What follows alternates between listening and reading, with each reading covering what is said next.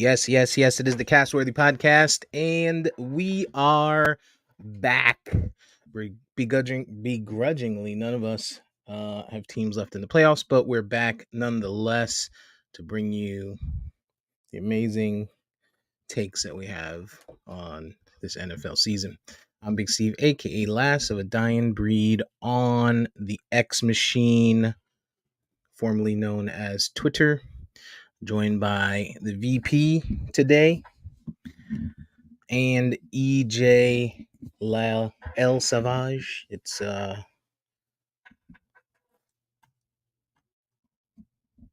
sad day, man. Cowboys lost last week. And that's it. We can move on from that. We don't need to talk anymore about the wild card round. We can go straight into the divisional round.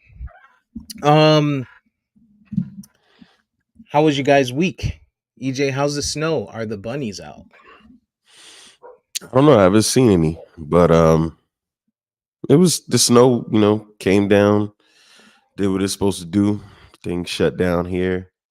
Well, some things shut down. Some governments shut down. Not all of them, but looks like everything's getting back to normal.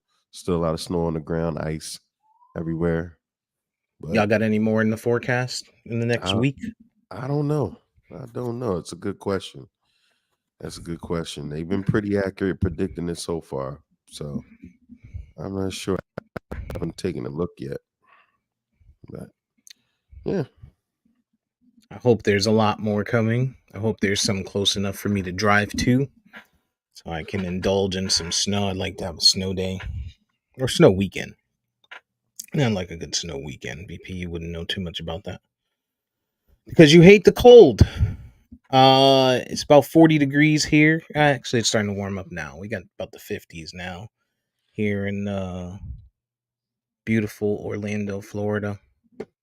How's your week been, VP? Lots of Trump Uh, coverage. I know you've probably been uh, hating TV every time you turn it on.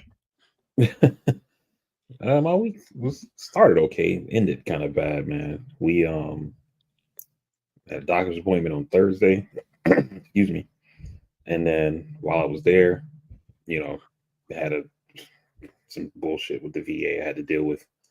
But then after that, I got my COVID booster as well as my flu shot. There you go. And then on Friday, that shit was kicking my ass. I had to take off work. Because you got both of them bitches.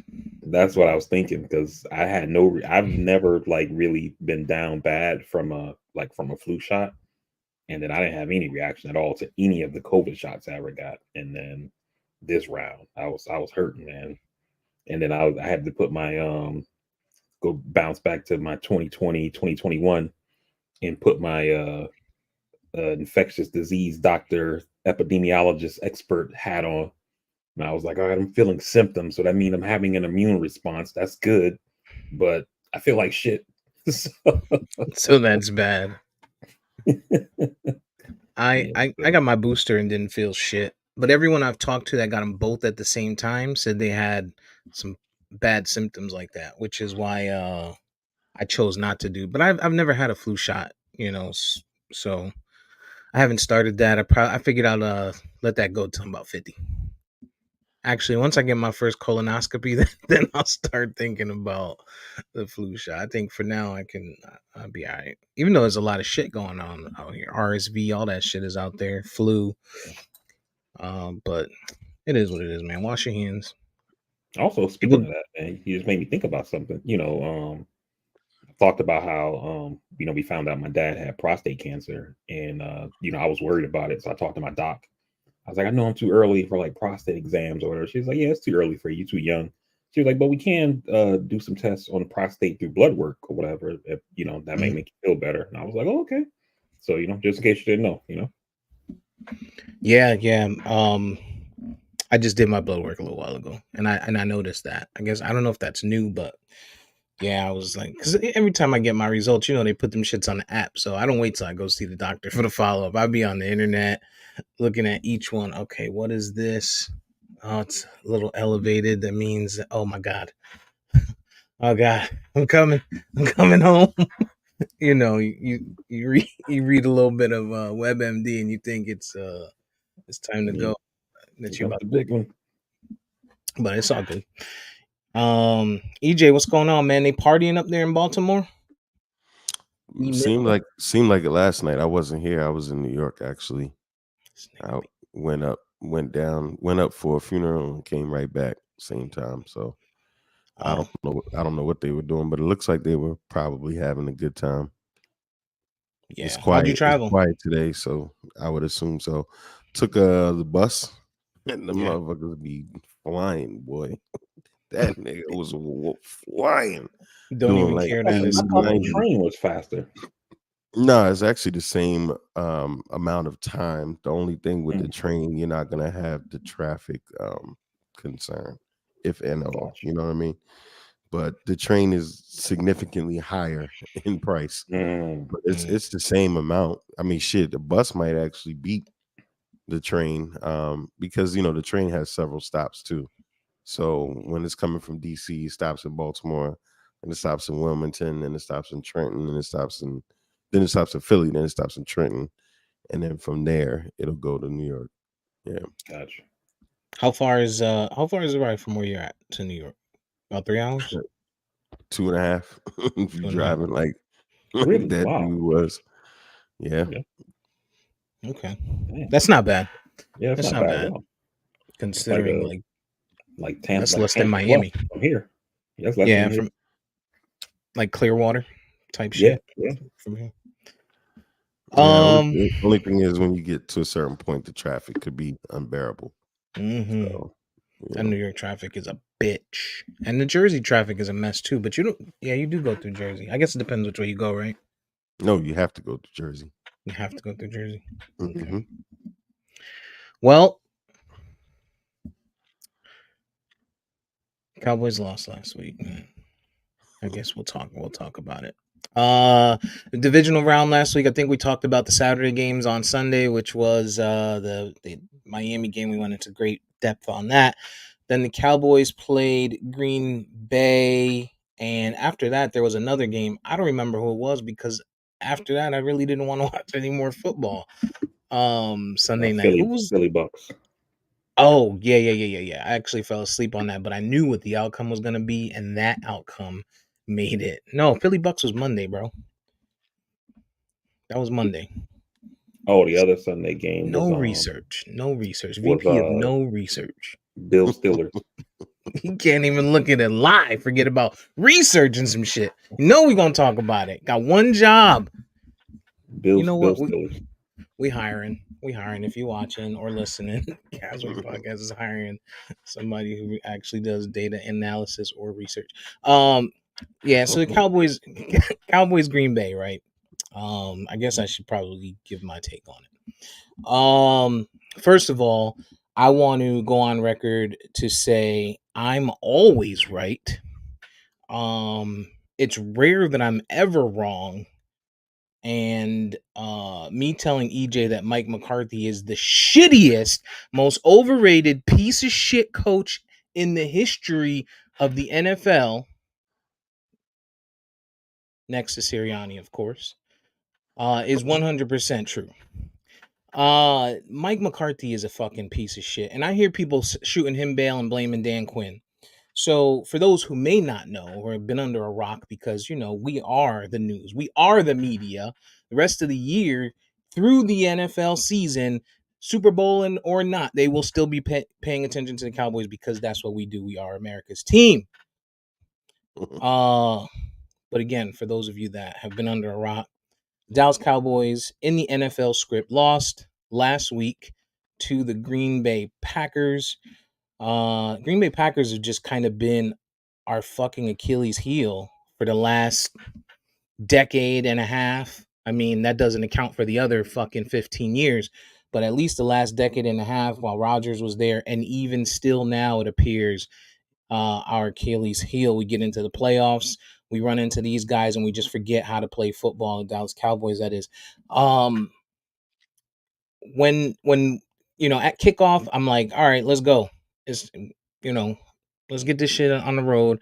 They chose to receive first. I'm like, oh yeah, this gonna be good. Quick 3-and-out. We gonna go down, up 7-0, maybe going to the half up by like, 10, 10 points, come out after the half, score, be up 17. You get the fuck up out of here quick, right? No, no. Everybody got a plan till you get punched in the motherfucking nose. These niggas came out, and I think we said it last week. I said it last week. Aaron Jones was going to be a difference maker. Jair Alexander would be a difference maker. We've been struggling with the run. EJ, you called that out. VP, you called that out. Aaron Jones is a very good running back who was quiet all year, but they realized that he is better than AJ Dillon. Way to go, Matt LaFleur. You figured something out. No, Aaron he's been Jones hurt. came. He's been hurt all year. He came out and he looked unstoppable. He looked like fucking Jerome Bettis because he was running up the gut. It wasn't even like he was bouncing outside or anything like that. He looked like Jerome Bettis running over our guys. Like, and these guys look like they was scared to tackle him. And then I'm watching Dan Quinn and the same shit that we used to do against fucking Aaron Rodgers. Why are you in a zone? It's not fucking working. They're running crossing routes. They're running drag routes. They're running out routes. That's a fucking zone beating offense. Why are you in a zone? Why aren't you playing man to man? You think you have the upper hand when it comes to talent. So why don't you have your fucking defense in man to man and send everybody? Pin your ears back. I mean, you got to change. You got to do something. No adjustments. We talked about Miami. No adjustments whatsoever. We look like absolute shit. Micah Parsons finally got some calls, but other than that, he ain't do shit else. I feel like these guys thought they was just gonna go, wake up, bust their ass, and move on to the next round. I don't think it looked like they didn't prepare at all. Mike McCarthy is a piece of shit. It was the perfect storm for y'all to lose. 2 years, everyone's saying 2 years without losing a home game. This team is unbeatable at home. Rookie kid Dak's at having his quarterback. best year. Dak was having his best year. Yeah, and like you said, I have to agree with you to the degree that these guys look unprepared. They didn't look motivated. That's head coaching for sure. That's all on the head coach. Dan Quinn, I mean, he's been questionable. I even told you that earlier this year, and you were like, "Nah, he's doing a stellar job. He's great. He's this. He's that." I mean, you're great until you get into that moment where you've been doing the right thing all year long, and then you decide to do something else. And I said this about Todd Bowles. The year, was it Todd Bowles or was it the other guy? It was Todd Bowles, I think. It was Todd Bowles when he was our head coach, and all we had to do was beat Buffalo. We probably go pretty far that year with Fitzpatrick, Decker, Brandon Marshall, 30-something touchdowns.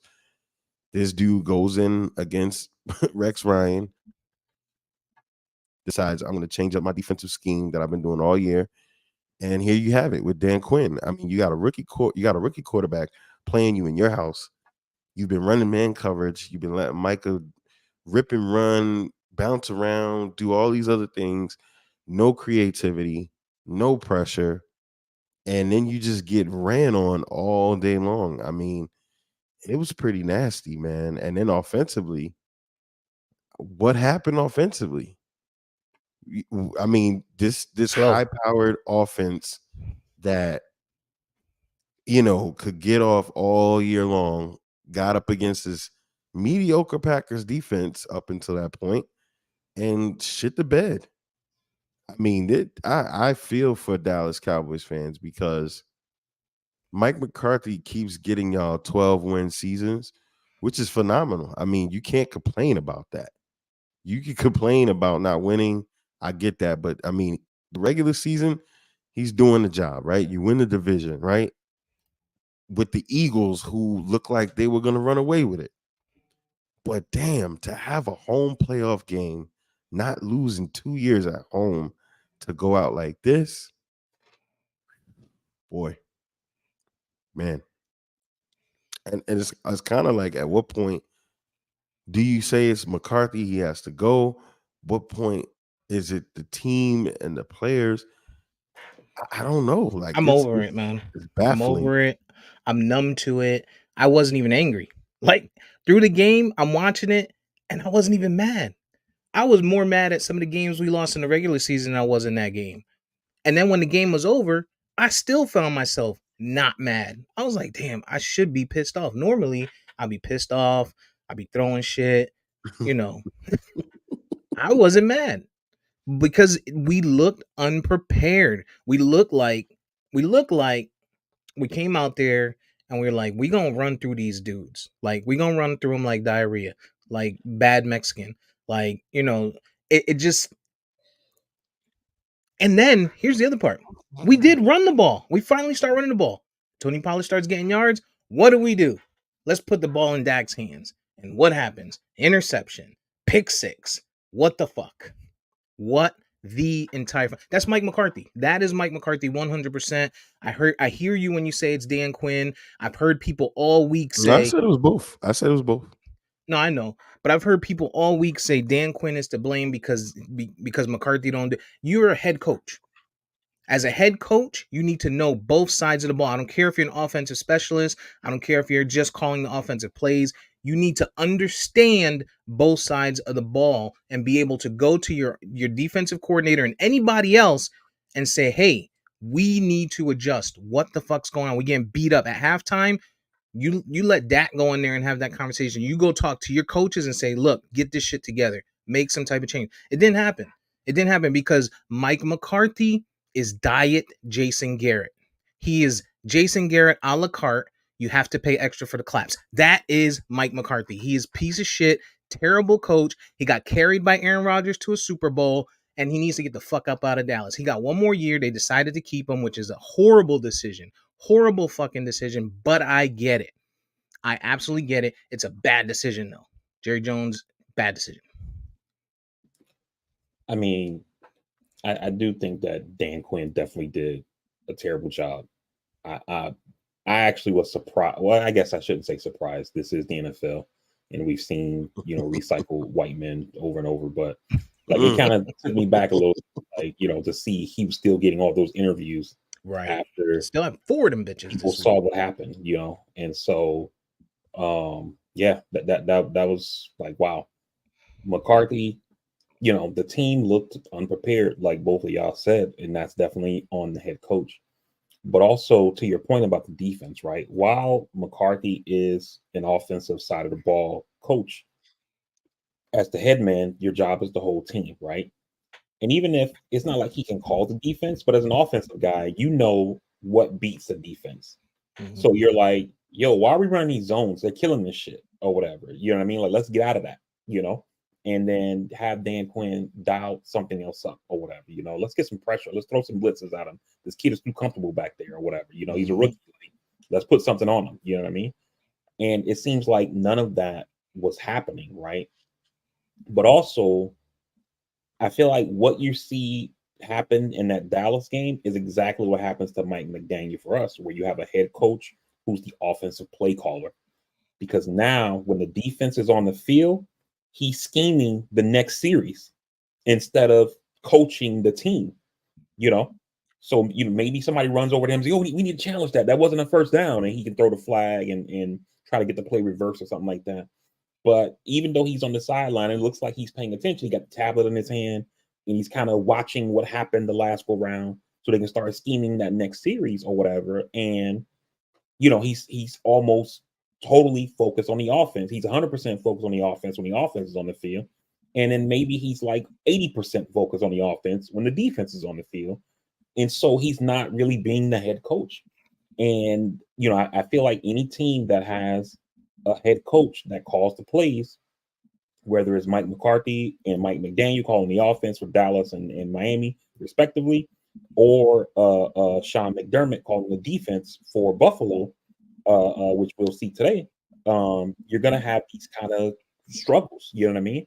But, to your point about Jerry keeping him, I was also shocked by that. I thought he would get let go. The only thing I thought that saved him was the fact that Dak had his best season of his career. CeeDee Lamb had the best season of his career, and Mike McCarthy is the play caller who got that done. And I think that's what saved him. But even with that, I think they probably should have still let him go. And winning the division is also, to add to your point, is also another notch.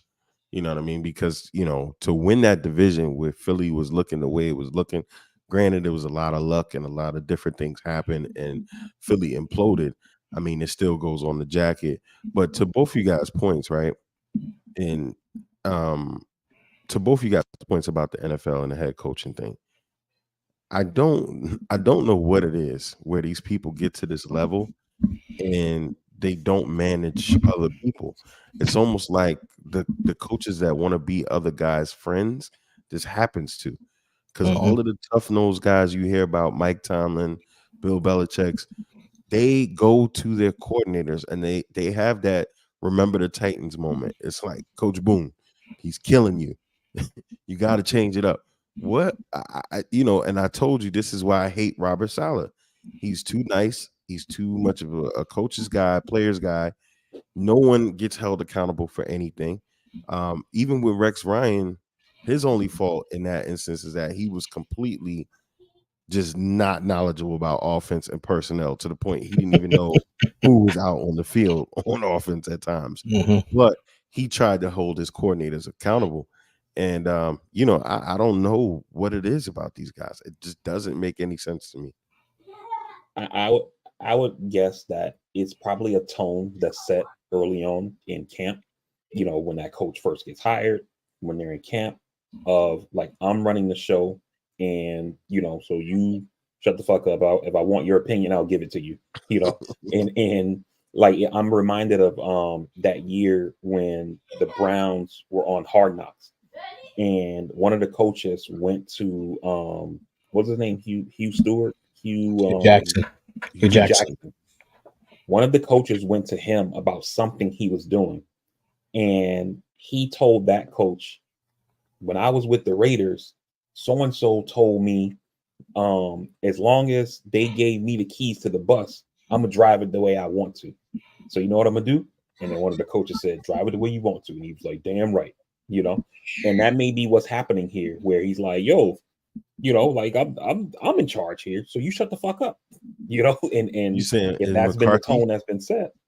You saying in McCarthy or the coordinator as in Quinn?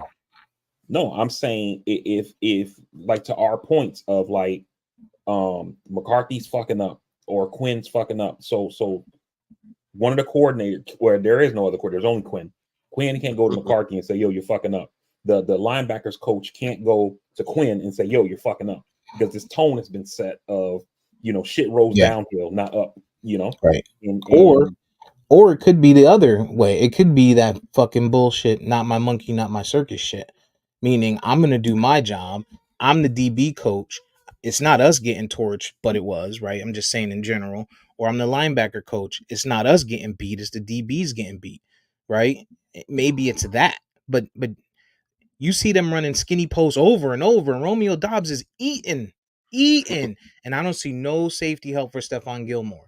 I get it. The guy is a veteran. He's probably going to make it he's definitely going to make it into the Hall of Fame. Stephon Gilmore is going into the Hall of Fame. He's a Hall of Fame cornerback. He needed help. He needed help. He's a step slower. He was up against a wide receiver who's much younger, faster, apparently, more physical, and he was hurt last week. Or the week before. He got hurt the week before. Stephon Gilmore busted his arm up. So he's out there. He wasn't 100%. Jair Alexander similarly was not 100%. You know what they did? Gave this motherfucker help. And guess what happened? He made a pick because he made a good defensive play. He got aggressive. He undercut the route, got physical with the receiver. Sure, it was pass interference. They didn't call it or holding, but it's okay. But he got the interception because he knew he had safety help and he didn't have to. Why are we playing 15 yards off the line on a 3rd and 3? That's a recipe for disaster. That's a recipe right. for disaster. It looked like they But sold. with that said, though, right? Like, without getting too deep in the weeds on this game, but we still got to talk about yesterday. Um, Dak is up for contract extension. He's due 60 million. Yesterday, all my Huh? troubles seem so far away. Nobody will talk about yesterday. Um, you know, I don't know if I'm ready to pay Dak 60 million bucks I mean, he's been in the league 8, 9 years, I'm not giving him 60. and 60 he's million a won year is what they one were or saying. two. Yeah, that's he's due for a contract that's going to pay him about 59.5 to $60 million a season, based on what the current numbers are for quarterbacks. And I'm I'm I'm torn. I don't know if you can pay him that. What's the tag for quarterbacks? They can't tag him Why not? because they tagged him already. Oh, we did tag him. Fuck, I thought we tagged Zeke. Fuck. They paid Zeke and tagged Dak. Paid Zeke and tagged Dak. Yeah, this is gonna be it's gonna be painful.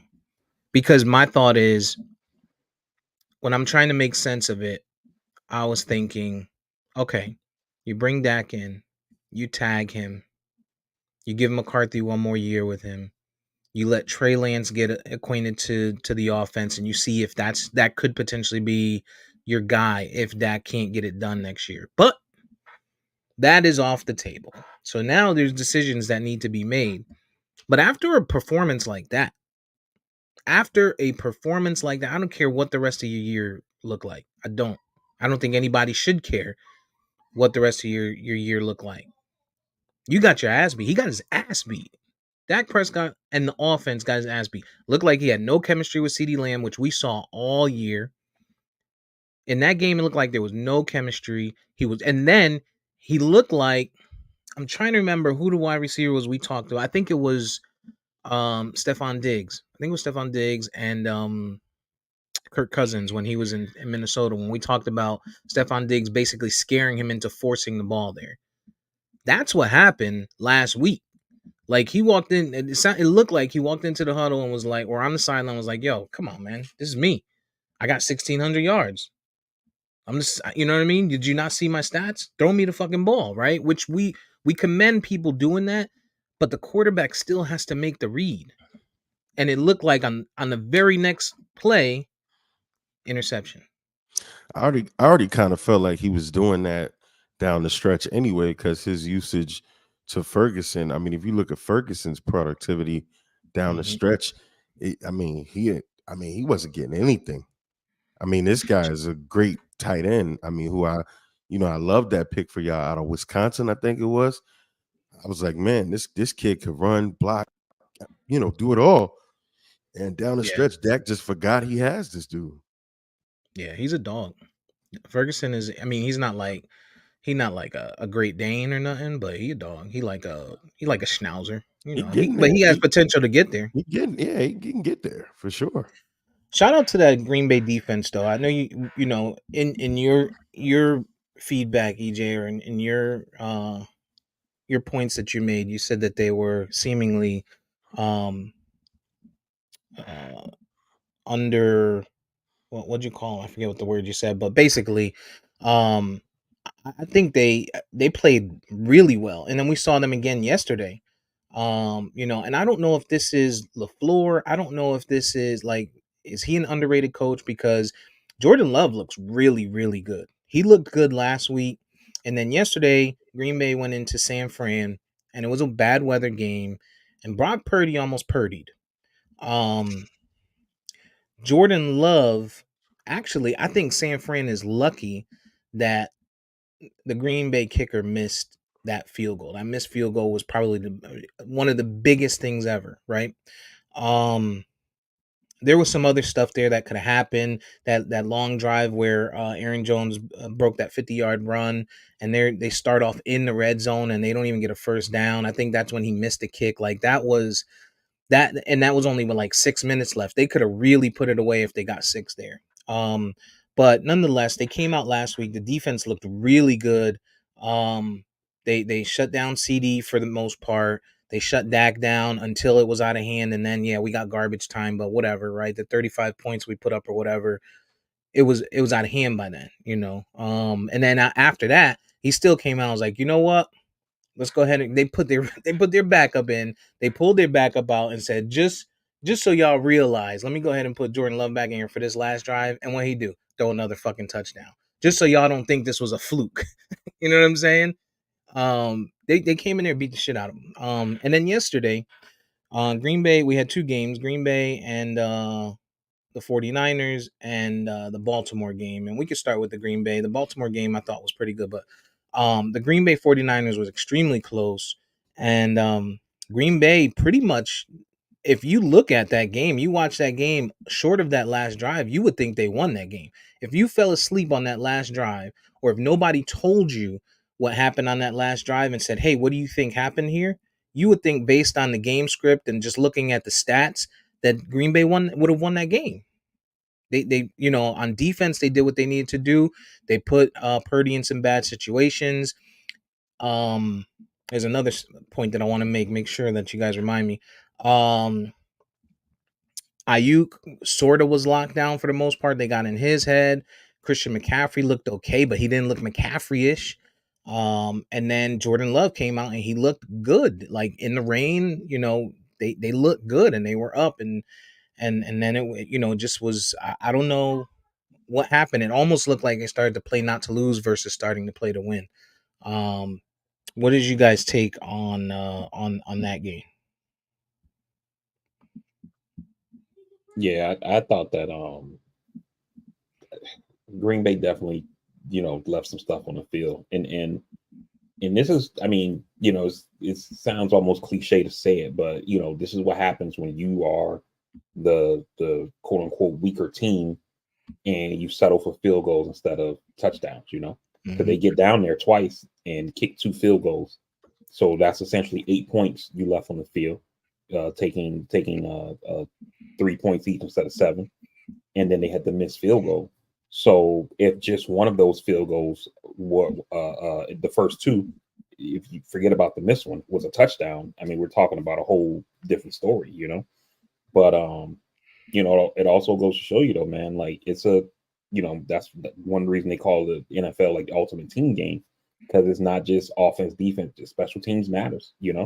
Um, that great kick return, and then it turns, that's special teams, and then you need special teams to score you some more points, and it doesn't happen. And Greg Olsen said during the game, or I don't know if it was Greg Olsen or the other guy, but they said that this dude's missed the most kicks out of all the kickers this season, and he's a Yep. rookie. So I was like, this dude is probably gone. So Yeah. they be getting rid of kickers quick. So it's crazy, man, for Jordan Love to play like that, especially like you think about like his whole situation. The team decides to get rid of Rodgers. They get a pick out of it from the Jets. If Rodgers goes and has a fantastic year in New York, people in Green Bay are going to be saying, "Damn, we shouldn't have got rid of him. He still has some more juice in the tank." But he gets hurt, so nothing to see here.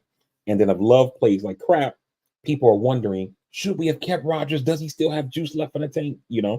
And Love takes you to the playoffs. You finish second in the division, you make the playoffs, and you beat the Cowboys on the road in the wild card round. And so now this dude is essentially put his stamp on the team to say, I'm here now. And to lose this way because of a kicker in your debut season that damn near looks storybook. It's just terrible, man. It's a terrible way to go out. There's two things that you guys have talked about in the past couple of weeks. LaFleur, to Steve's point last week, or it might have been VPs, I can't remember who it was. LaFleur seemingly played for tomorrow. It's the playoffs. You've had an unlikely season. You got in, you snuck in, you won a game no one pegged you to win, and you come out here and you had your foot on their throat in Candlestick. Well, not in Candlestick. It's not Candlestick anymore. Sheesh. Whatever the hell the name of the park is now, and you don't close the deal. You know what I mean? And you gotta play like there's no tomorrow. You gotta make some calls like there's no tomorrow. If whatever's working, don't stop doing it.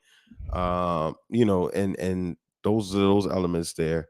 And then to your point today, VP, and I've Levi said this, Stadium. Levi Stadium, that's right. And I've said that this year, special teams. When you look at John Harbaugh, this guy he was a special teams coach. And people in that organization, people in that fan base were like, we're passing over Rex Ryan for the special teams coach? Yes, Mhm. because this guy knows his team. And special teams with the Ravens has never failed. Even with in Pittsburgh, special teams is the thing. In New England, special teams was a thing. I mean, go on and on and on. It's really the elements of knowing your team and your personnel and knowing your players. And, special teams is a big part of the game that people do not think about. The other thing, the implications for the NFC North, I'm going to be interested to see what happens today. I think the Lions, I don't want to jump the gun, but I think it's going to be interesting to see what the NFC North looks like going forward. I think, if the Lions could pull it out today, that's going to, solidify their position in the NFC North. But I mean, if you're Green Bay, you got to be feeling pretty good knowing Hmm. that Chicago's kind of in limbo. They're kind of in flux. They don't know what they're going to do just yet. Minnesota's going to lose Kirk Cousins. They're probably going to take a huge step back because they don't know where their next quarterback is coming from. Because Kirk Cousins is seemingly alluding to wanting to leave. So, and Minnesota just, I don't know, it just seems like they just can't get right. Just can't get right. They have all the pieces. They was knocking on the door. One thing after another happens. They just can't get right. So, I mean, if you're the Green Bay Packers, you got to be feeling pretty good about your stance in the NFC North right now, which makes that division a little bit more interesting next year. Nah, and real quick, EJ, on what you said about special teams, and not just special teams specifically. Like, I feel like these owners have to understand that being a head coach is about leadership. You know what I mean? Like, I think it was Troy Aikman last week, or it was one of those guys on one of the games I watched. Actually, it was Steve's boy, Jason Garrett, who said it. And he said, when sometimes you play these games, it's not about X's and O's, it's about Jimmys and Joes, he said, Hey and yo. and like being a head coach is about leadership, you know what I mean? And I feel like these owners get so bogged down into the resume. Like, have you been a coordinator? Have you done this? Have you done that? Do you have head coaching experience and that kind of thing like that? And sometimes if a person's a leader, they're a leader, because the head coach, for the most part, for most teams, the head coach isn't calling plays. They're leading the team, making sure they're prepared, making sure they're ready to go. If a player is in their own head and they seem like they have some kind of mental block, they get them over that hurdle, and you have all these coaching jobs open, and people say, okay, let's look at these DC, this OC, this DC, this OC. Okay, we're gonna hire this guy because he was a head coach here before. We're gonna bring this guy out from college because he's a head coach there or whatever. Instead of maybe reaching down in the ranks to a special teams guy like a Harbaugh, to EJ's point with the Ravens, or even to Steve Nemesis Philly when they pluck Andy Reid from Green Bay. He's a quarterbacks coach. You Hmm. know what I mean? And so and look where his career's gone. You know what I mean? And so these owners got to stop focusing on this. You got to be a coordinator to be a head coach, because look at Josh McDaniels. As great as he's been as a head coach, or Bill O'Brien, that shit don't always translate. I'm excited to see the Raiders. When you guys are talking about coaching, really, it comes to being a leader of men. You know, and we saw that with Antonio Pierce. That Raiders team looked like absolute shit all season, and it just seemed like they had Mhm. no chemistry with their coach. You got hip hop culture, a bunch of young black dudes with dreads and shit in this locker room being led by Josh McDaniels. Like, come on, man. Antonio Pierce came in there and he basically was like, "Yo, I'm one of you. Like, what are we gonna do?" He even said, he went in there and was like, "Hey, what do you guys like? What do you guys think works?" Right? That's what he said he did, and it worked, right? And obviously you can't change it. You can't throw that chemistry off by saying no, we're not gonna hire him. And they, shout out to him, he got the job. But the They last thought point I they wanted. thought about it. They thought about it. Oh, of Oh, course they did, they because thought there's about it other good options out there. because There's some good. there's other white, more known options. To VP's point earlier, these white guys keep Mhm. getting jobs, cycling and recycling all across the league all the time, Yep. despite their success or lack of success. When you look at the and I don't know if I'm freezing. I'm sorry. When But you it's when also you Vegas. Yeah, but when you look at the coaching carousel, like when they keep showing that graphic of Washington's coordinators and all of that, you have McVay, the LaFleurs, these people to that people, and you look at their history. Sean McVay, being one of the youngest head coaches at the time, had no real playing expertise, had no real anything that really stands out. Sure, he coached that LA Rams team that was front loaded with a hell of a lot of talent on the salaries, right? But these guys don't have anything special to really bring to the game. When you look at around the league, you see Staley. Deuce Staley. Thank you. I'm thinking McAllister. Deuce Staley's of the league that taking running back rooms, done phenomenal jobs, don't get a shot. The Pierces that used to play don't get a shot. Shout out to the Patriots for giving Jerome Mayo a shot. All of these guys, these black players that don't get shots, but the Vrabels, the Dan Campbells, they get the shots, but these excellent black players with credit history as players, with credibility as coaches, they don't get the shots. And it's just, it's kind of crazy, man. So I'll shout go out you one to further. Not even Vegas. just the players. Eric Bieniemy can't even get a job, and y'all have been fucking fighting for this guy all year. We got all these openings, and we haven't heard about this guy getting it. Now, granted, Washington played like shit, and they didn't use their running game. They used Sam Howell basically as their running back, and they had him throw lots of interceptions, and that offense did look a little nasty. But that doesn't change what Bieniemy did in Kansas City. Like I would have liked to see him, you know, in contention for the job in Dallas had we gotten rid of Mike McCarthy. I think Jerry Jones called made some phone calls and found out that Harbaugh really has no or had no plan of going to Dallas and was like, "Okay, that was my plan A. My plan B, I'm gonna stick where I'm at because I mean, he can't get Belichick. That's a match made in hell. Those guys are not, Jerry would have to get his hands off, and that's not his thing. So, and Belichick don't like being in the news. Jerry likes to do his podcast. He likes to comment on shit. That would have never worked. So I don't think he was ever in consideration. I think it was Harbaugh, or it was stick where you're at, and just deal with the fan base being unhappy. We saw that twice already with Jason Garrett. Jason Garrett had two extensions, played on his last year both times. Um, the last point I was gonna make really quick on that San Fran game before we move on. Can we say Deebo Samuel is injury prone? Is it Yeah, time? yeah, Like, yeah, Yeah, yeah. for sure. But like, again, who's the defensive back from Detroit? The other thing about those guys and the shit on Purdy a little bit, oh yeah, he did say that. Was it they're a bunch of Gardner? running Yeah, backs. Gardner. They're a bunch of Yeah, running backs that play you're wide right. receiver. They Coming don't across the they middle. don't run routes. Purdy can't throw the ball. I mean, this is another reason why you've got to be pissed off as a Cowboys fan because They would have every beat them the way they played yesterday, or they should every they shouldn't potentially. have lost. They shouldn't even have lost to them in the regular season. If you think about it, it's almost like they play. You got to be pissed off because nothing about this team looks like they should be where they are right now. Nothing about this team at all. Yeah, except for the names on the paper.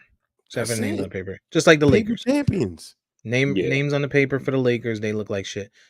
yeah. I Um, feel bad for. I don't feel bad for him, but like me as a fan, I can't even really enjoy San Francisco because I like hate watch them just as a Dolphins fan because I watch Purdy do all the shit that they killed Tua for, and he gets praised for it. right. You know what I mean? And it's like it's infuriating because it's like the same media people that I see throwing those criticisms at Tua. And I'm not saying Tua is above criticism, but it's like this is so unequal.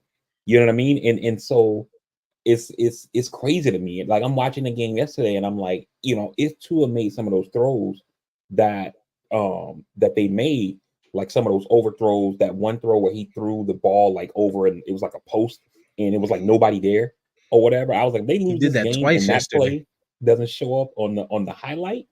Like, come on now. It's ridiculous. But but because he was the last pick of the draft, Mr. Irrelevant, all that shit like that, it's just like, oh shucks, it's just Purdy being Purdy. I mean, what do you expect? Hmm.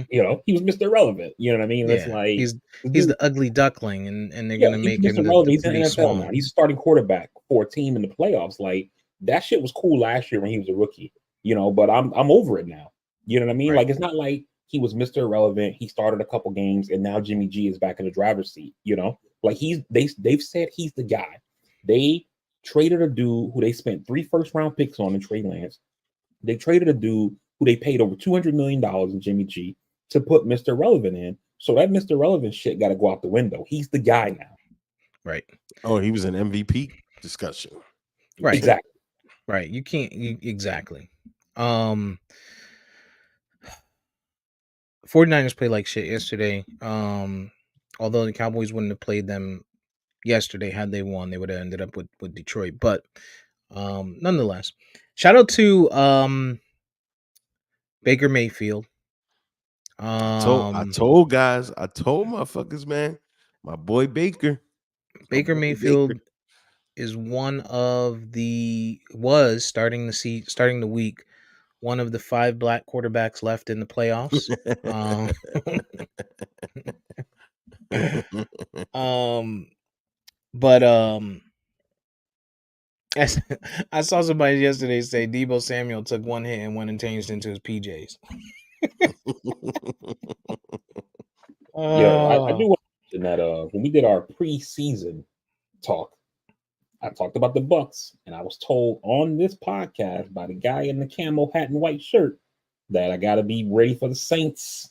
And it's a new day over there, and then I was like, I don't know. I literally That's said not true. That's not this true. same I said team the that Brady Falcons. took to the Super Bowl, I said the and Falcons. and Baker, while he may not be the guy, he is serviceable enough to get this team there. And He better look get what him there this year because I don't think this year with is what the year. it better be, because what Atlanta's got cooking. We're gonna talk about that. Before we get into Baker and them, let's talk about Baltimore. Um, do you guys think, before we get into Baltimore, that the stat line that Lamar had yesterday, what he had, like 143 passing yards, 100 rushing yards, About 154 rat bastard was supposed to. Like, I only know because I was hoping he threw for more.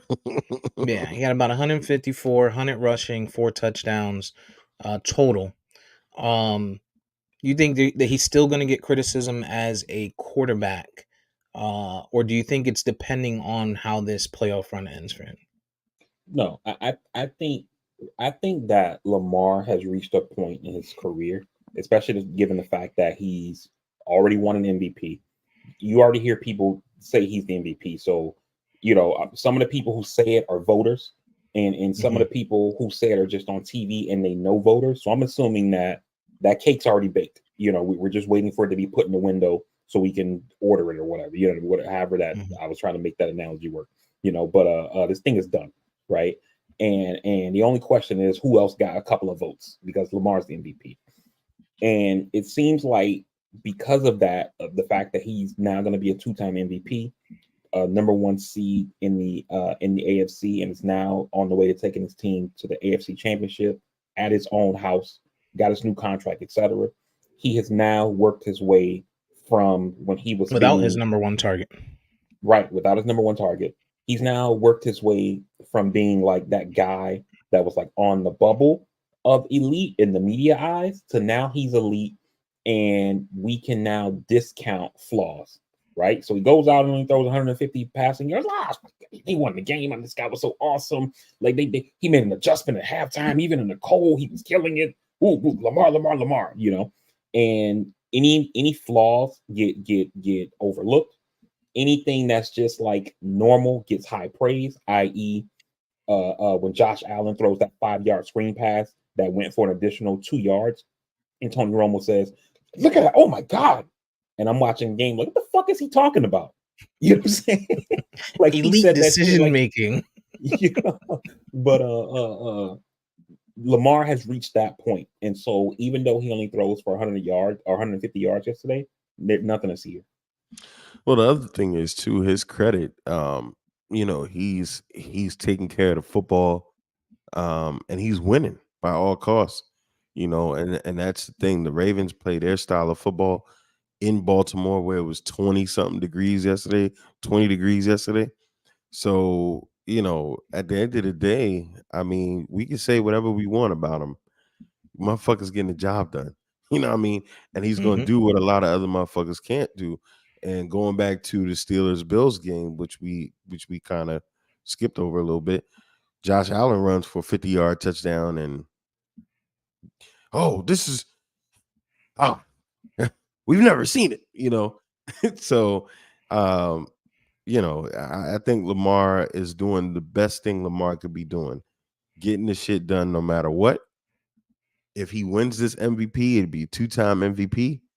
And at this point, gentlemen, I mean, we all can probably go on record and probably agree to say that the Super Bowl is going to come through the AFC, because whoever wins today is whoever wins that game can likely beat anybody else on the other side the way it is right now, the way it looks.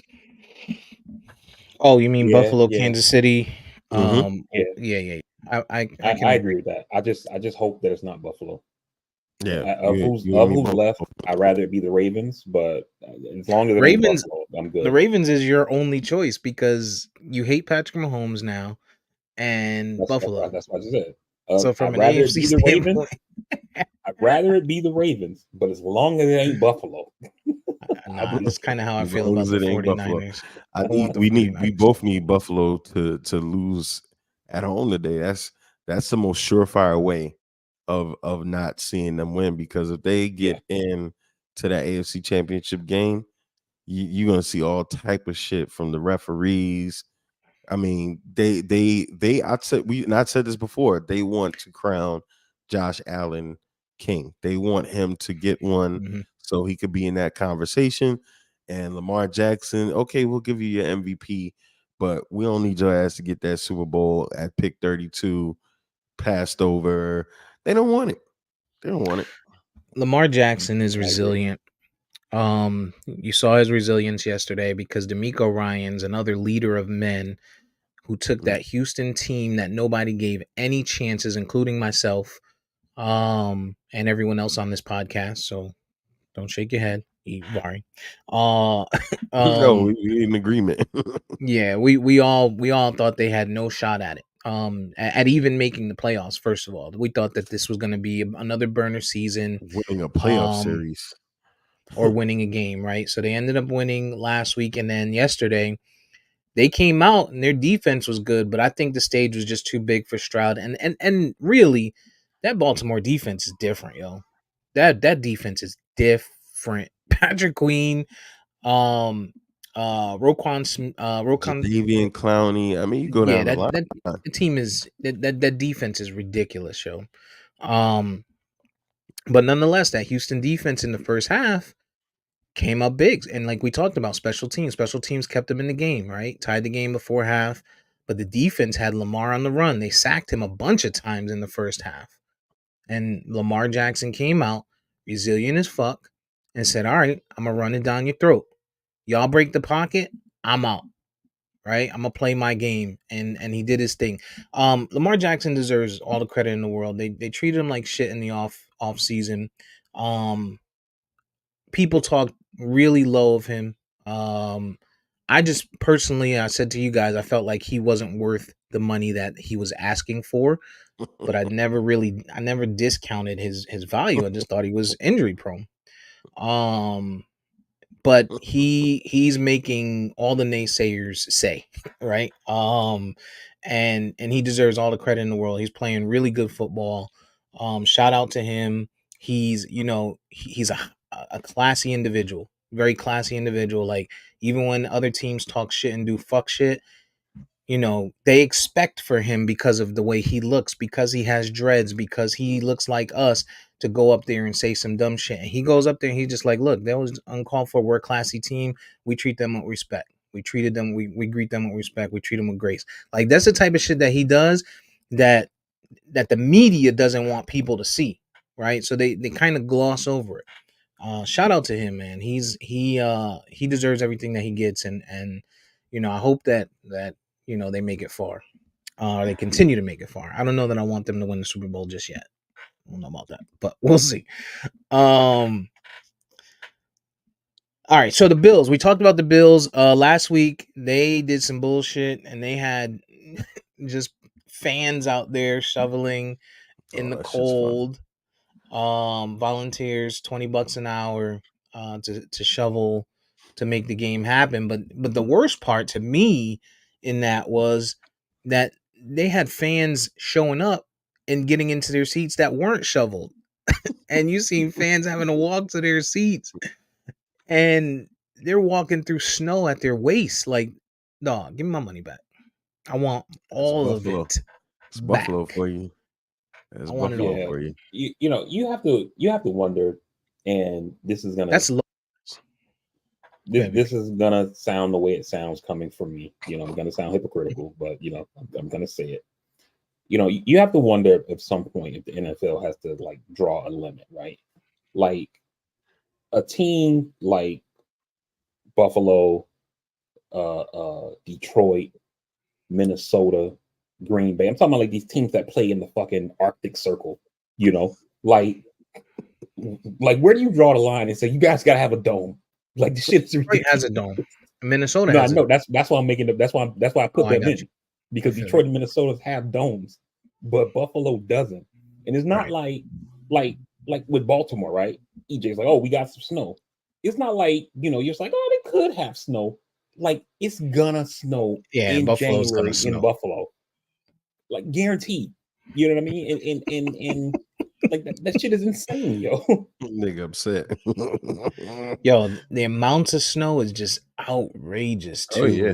Like it wasn't even like, dog. First of all, if I bought tickets, I want a refund, no matter what, whether they shoveled or not. Y'all not giving me body warmers. Like I need a body warming blanket that's gonna last the entirety of the game, or I want my money back. Like I'm sorry. Um, Buffalo Or went out that, last. Steve, that's a good point, Steve. Like do something to like enhance the stadium, right? So like Mhm, how remember it rained in the Super Bowl in Miami and they put that cover on the roof so that way the fans don't get wet when it rains. Maybe do something like that so the snow don't fall on the seats. Maybe install some kind of ventilation like in the seats to pump out warm air so that way the crowd can stay warm. You know what I mean? But to mhm. just say, okay, we play in Buffalo, so you got to be cold as fuck. Like that's bullshit. Supposedly, I don't know if it's true, but supposedly, and I saw one of those rumor mill type posts. Um, State of New York is giving Buffalo like 850 million for a stadium upgrade. I don't know how true it is, but you know, Oh, I'm not shaking my head because it's not true. I hate that shit. yeah, I hate taxpayer money going to fucking billionaires to enhance their fucking football kingdoms. That's total fucking bullshit. yep. Nope, you're not gonna get me here. You're not gonna get me here. We're on football. Um, the I'm uh, the Steelers went in and they got beat up by Buffalo. I mean, that's the gist of it. They were a yeah. team that probably shouldn't have been in the playoffs anyway. Nope. Um, No quarterback. no quarterback, no real running back like Najee Harris. He's donezo. Like, He ain't even the best running back on that team. Jalen Warren. right, Warren is. right. They're a team that's willed by their coach. They are willed by Uh-huh. their coach. And I don't think they deserve that coach. I don't think they deserve him at this point. Not at all.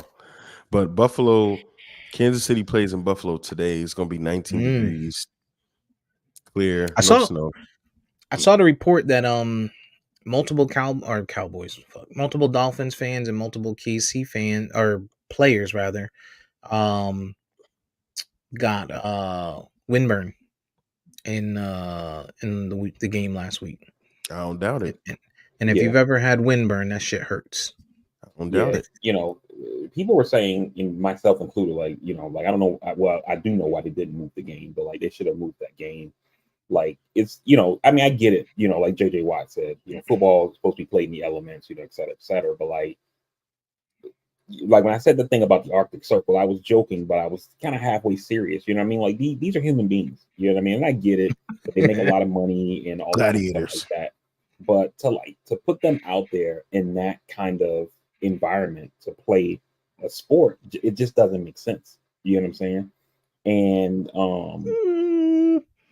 What about when it's 120 degrees in Miami? it doesn't get 120 degrees in Miami.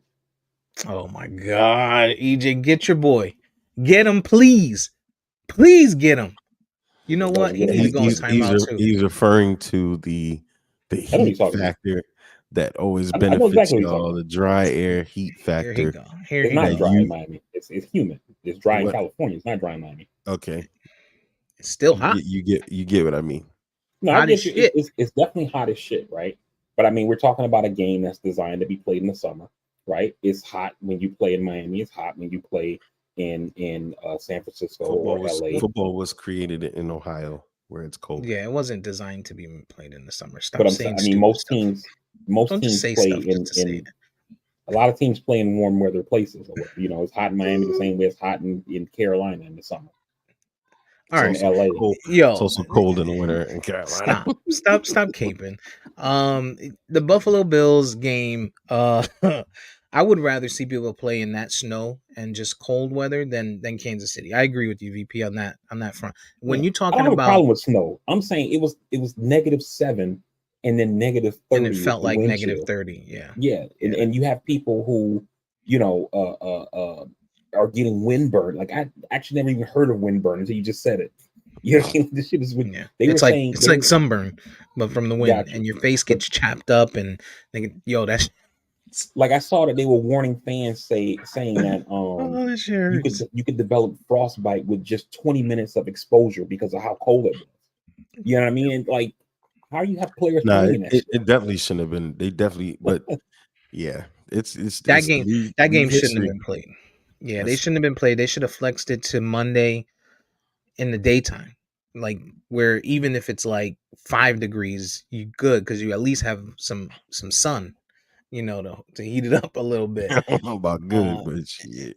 but and the other thing is that with the Kansas City stadium, they've already said that the way they designed it was for it's like aerodynamic and wild and shit so that the wind actually comes down into the stadium. Yeah, Mm, So that makes it even worse when you're talking about it being that cold. yeah. mm. But you can't tell me you care about these players, man. And we saw Matthew Stafford die on the field last week. Um and we see these guys playing in these ridiculous temperatures, whether it's hot or cold.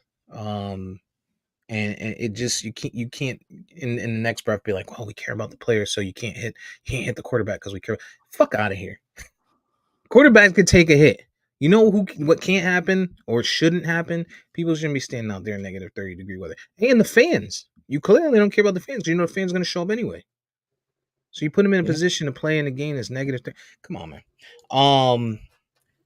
The Buffalo Bills play today against Kansas City Chiefs. I am super excited for that game.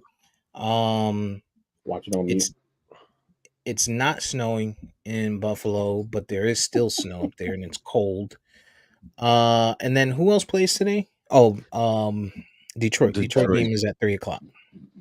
Detroit and Tampa. Bucks. Tampa Bay.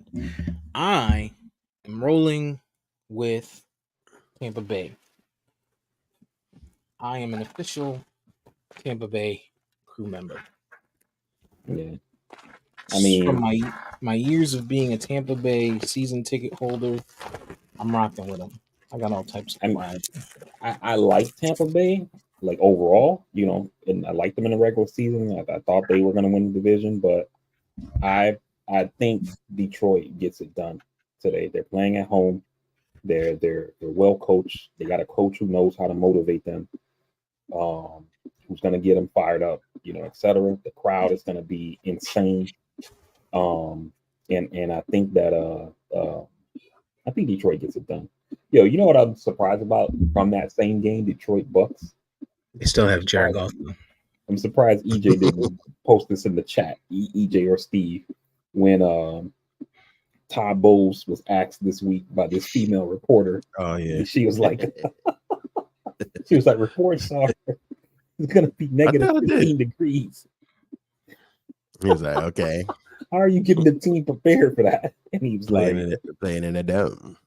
he was looking like, is this serious? Like, no, they play in a dome, so like, He was besides like, walking from the bus to the tunnel, like we don't have to worry about that. we'll be okay. That shit was Yo, funny. but this is what's crazy, right? Is that like just take the fact that it was a woman out of it. Like you're a fucking reporter. Like Right. like You would think you like might you yeah, research a thing or two, right? exactly. Like you're Right. asking like what was the purpose behind the question? Because if there was some kind of purpose behind it, you should have known in your research that this team plays in a dome. So like You don't think the He was wind is like, gonna he take was your like, kicks? we play in the dome. They play in the dome. The only thing we'd have to worry about is the 20 seconds getting off the bus, but we'll be fine other than that. Ty but Bowles yeah, boy. he handled it good, yo, because he could have definitely embarrassed her. Like, hey, who let her in here? Yeah. Whose man's is this? Get her the fuck out of here. Y'all couldn't hire. Never mind. Uh, EJ, who you got in that game? I'm going with Detroit. I got big stepping Baker Mayfield. Like anytime Big you Show. yeah, Hmm? I'm rolling with Baker Mayfield. And the Bucks only because here's my thing. Um, they have the veteran presence in these guys, and even some of them that are not technically veterans, they are because they've been there, and some of them were there like while Tom Brady was there, so they've seen this before, right? This is not like Vita Vea, those guys. This is your top talent, and they're not going to be out there and be nervous, right? Like an Aiden Hutchinson who might make a bad decision and maybe take a late hit, or he might have the butterflies in his stomach. As great as of a player as he is, Amon-Ra St. Brown, great player, still never really seen this kind of success before. The only person that really has on that team seen this type of success is Jared Golf. Goff. Mm-hmm. And of course that's your offensive leader, so you would expect that he can keep it together. But we saw him on Hard Knocks. This guy is an airhead. He's an airhead, and he's not of an other world like some of the other quarterbacks that would do that. Like Jared Goff just doesn't strike me as a guy that goes out there and gets the team together. He doesn't strike me as that guy. He strikes me as the guy that's he latches on to somebody popular like an Amon Ra, and Amon Ra might be the guy who he's just a popular guy on the team. So because he's cool and tells everybody, yo, Goff is our guy, they accept him. But that's how he strikes me. So I think it is going to be a hostile environment because it's Detroit. It's in Detroit, and the other thing is I think Dan Campbell makes another blunder of a mistake because we just talked about how important um, special teams is, and I get it, man. The analytics look fun and all of this shit, and it looks great to go for stuff. But that's another thing we didn't mention yesterday. Green Bay went for that 4th and 1 and didn't get it. Had they kicked the field goal, different game, right? Kick the field goal there, make the other field goal. That's a 6 point difference. They're in the lead after San Fran scores that. Now, obviously, different game, but nonetheless, football has always been played a certain way. You take the fucking points in the playoffs. Like you can't live for tomorrow. You have to play for today. And I get it. There's going to be situations, but when you're talking about the first quarter, first, second, third drive, take the points, man.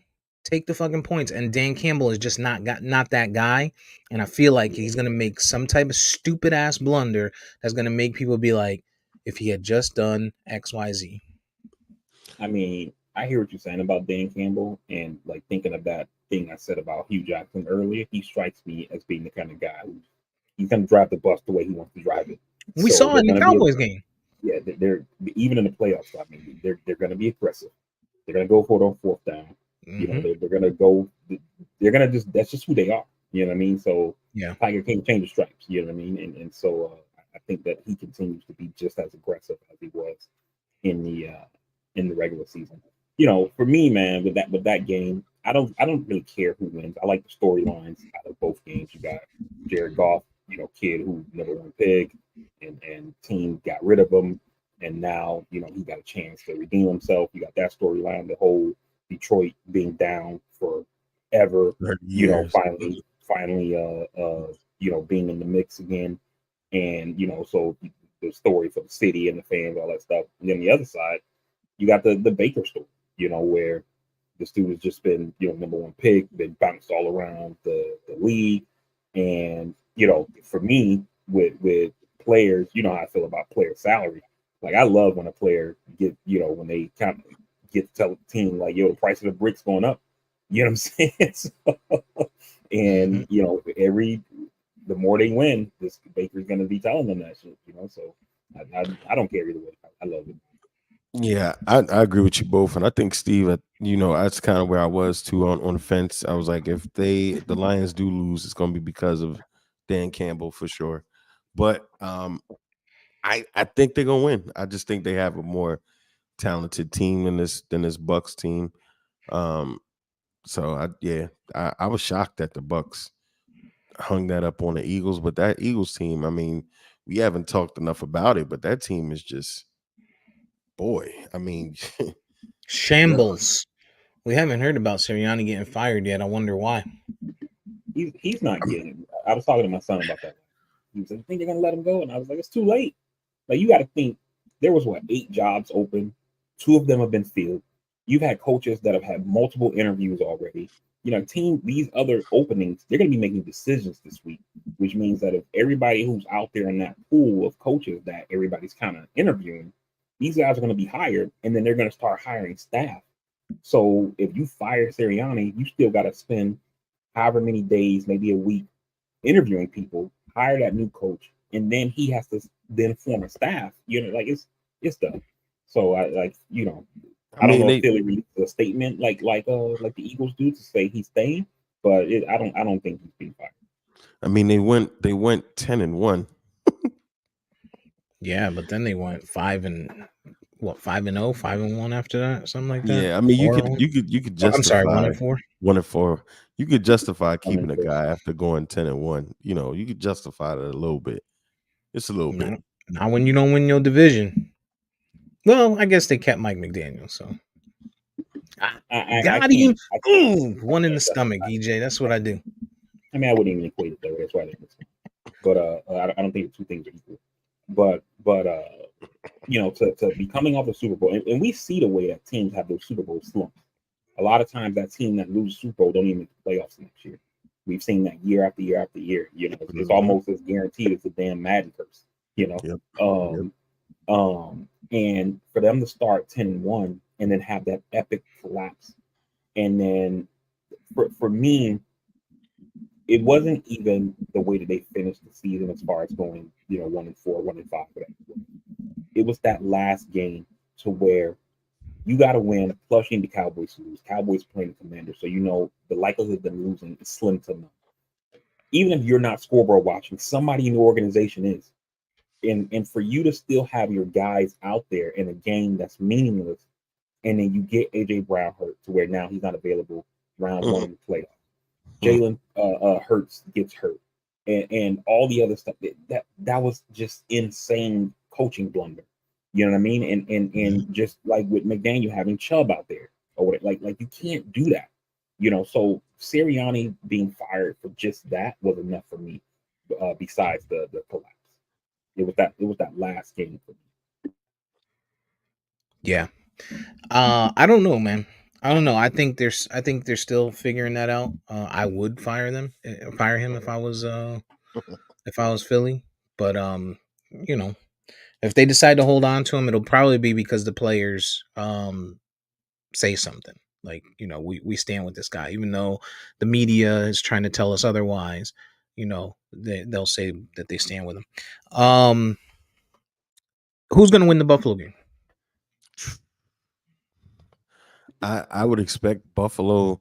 Here's the thing. I like both defenses, and I like Kansas City's defense a little bit more than I do Buffalo's.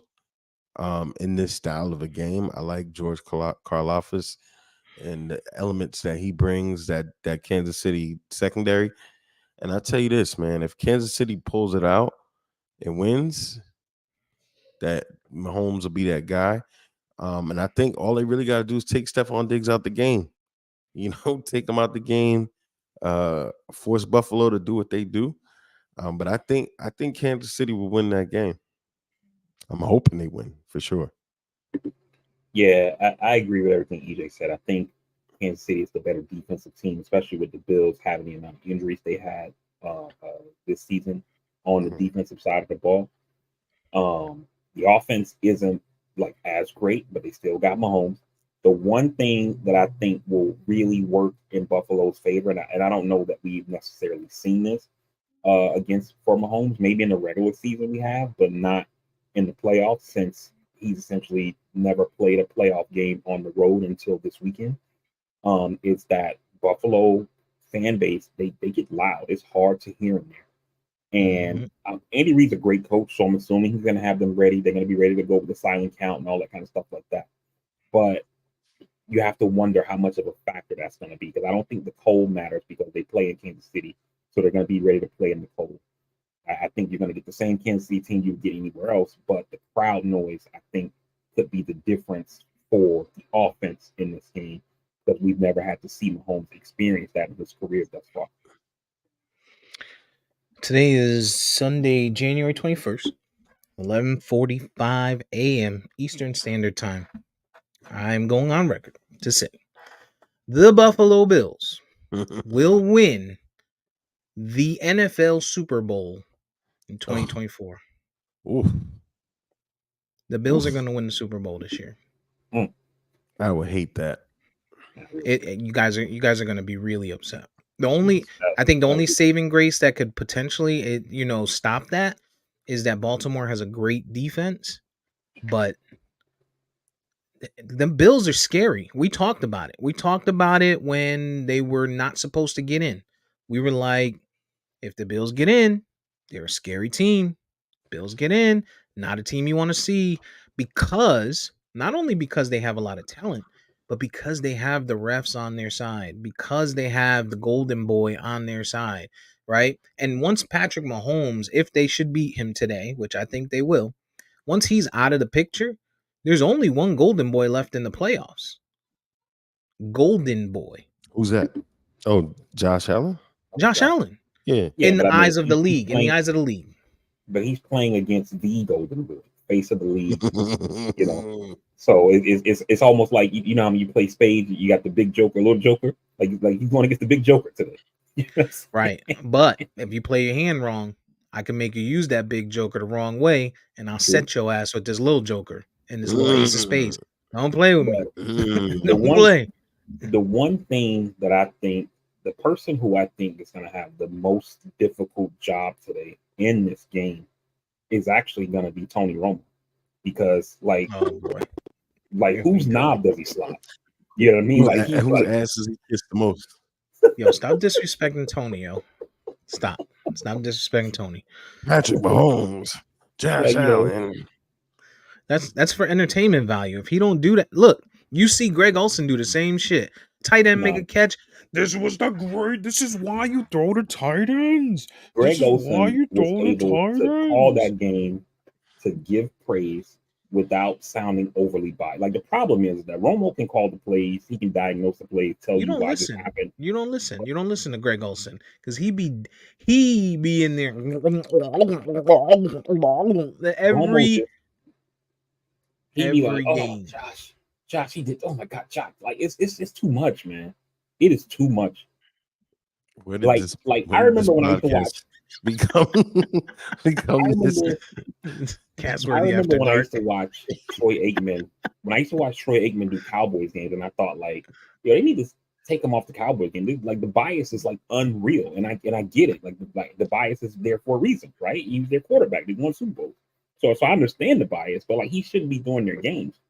And then I see Romo do the Buffalo games, and I'm like, yo, is he this dude's father or something? Like, what the hell is going on, yo? Like, this shit is ridiculous, yo. Like Josh he's worse Allen's than daddy. Collinsworth. Stop hating on Romo. Stop hating on Romo. He said he's Josh Allen's daddy. Buffalo Bills are gonna win the Super Bowl. That's my pick for this year. for the rest of the season.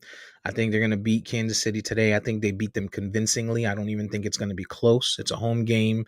Mm. While I get that they have Patrick Mahomes, That was at the Taylor, 120, DJ. Mm.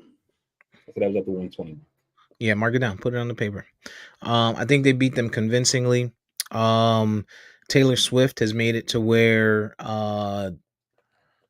Travis Kelce cannot play football anymore. He looks like absolute shit out there. The Kansas City wide receivers can't catch the ball. Is it Taylor Isaiah, Swift or is it that he came into the season hurt? no, No, it's Taylor no, it's Swift. Taylor Swift. Yeah. Just like it was Jessica Simpson when she was with Romo, it's Taylor Swift.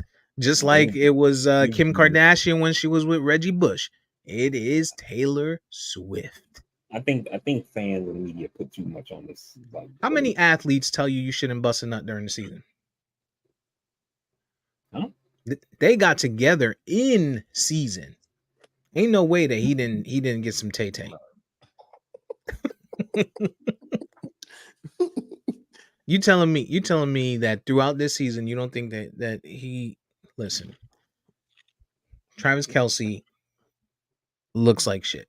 Patrick Mahomes, we haven't seen Patrick Mahomes this frustrated in a season ever.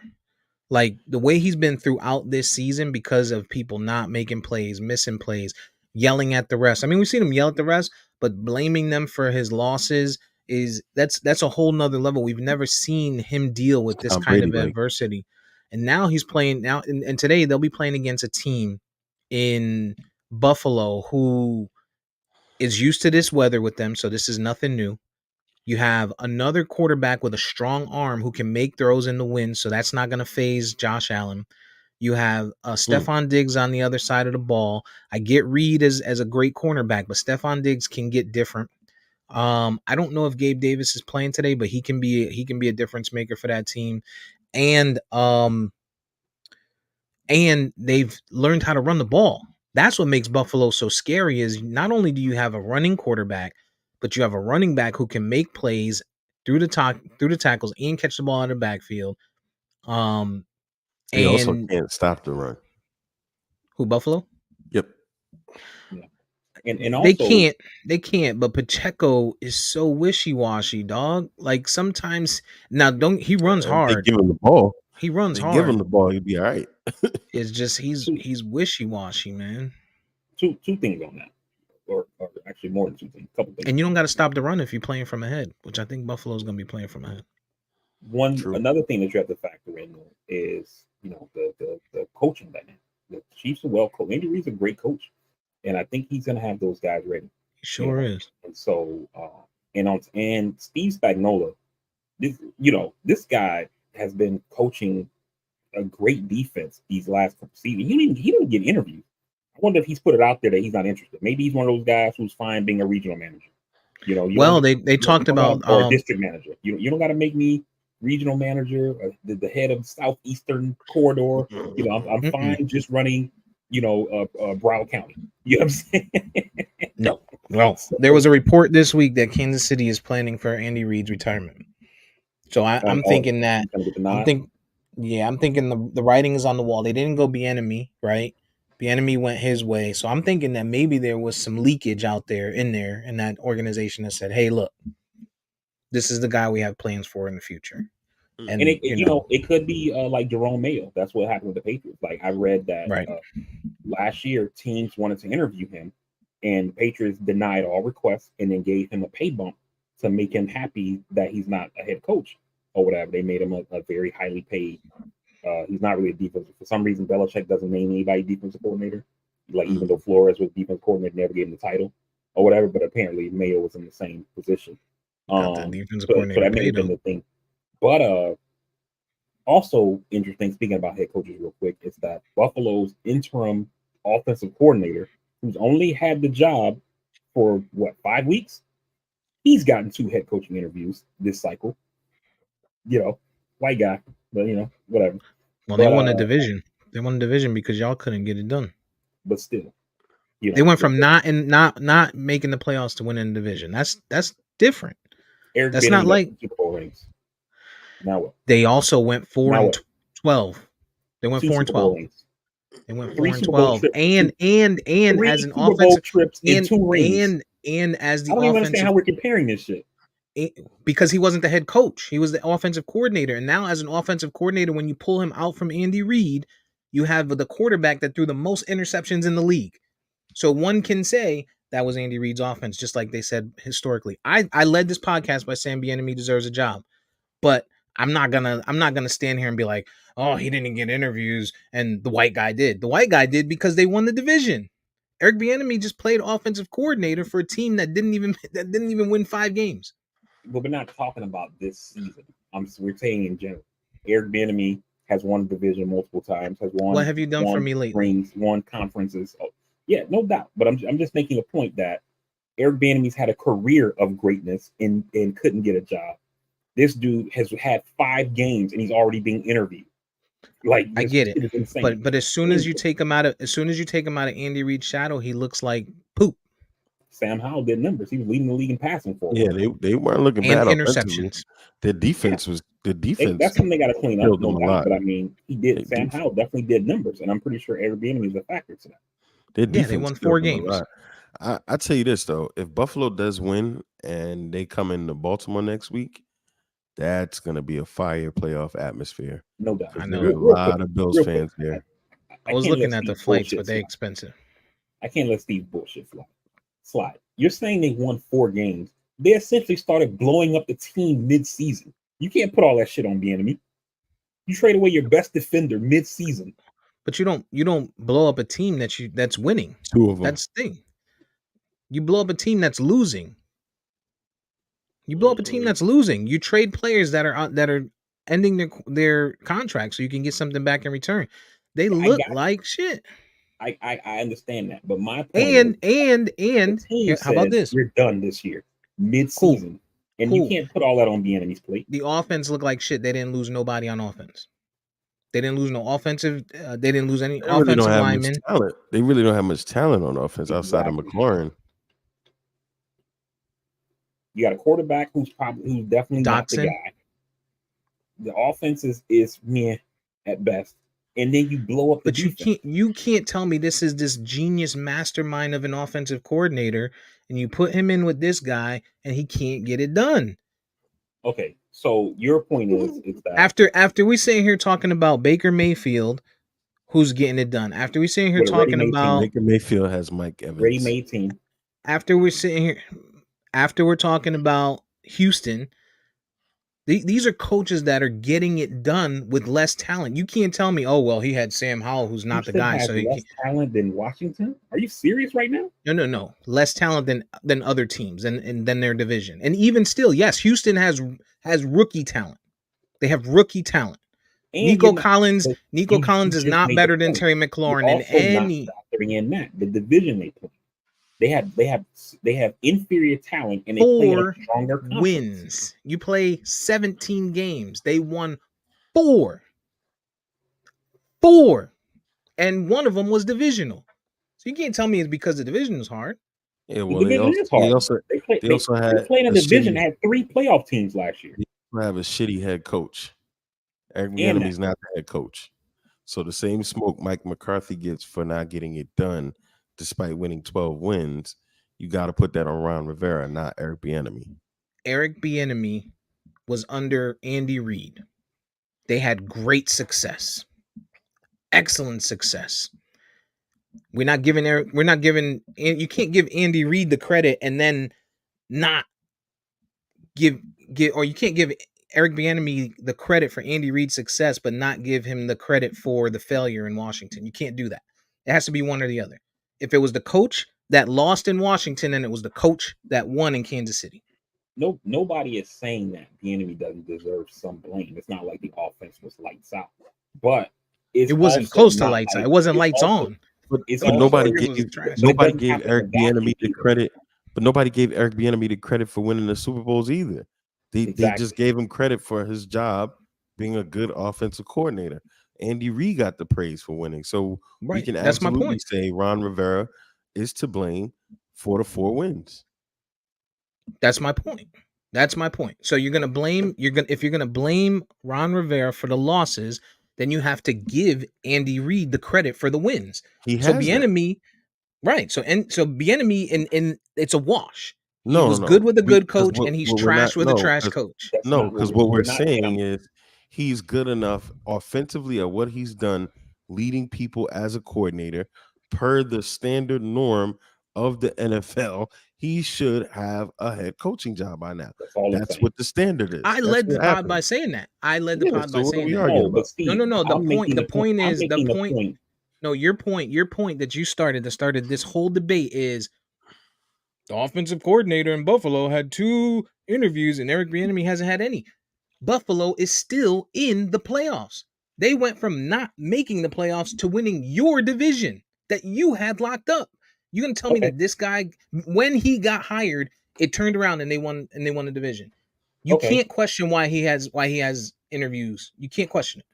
I got you. No, no problem. Right, you're You right. can question why Bieniemy doesn't have interviews, but you can't say Bieniemy doesn't have interviews, but this white guy does.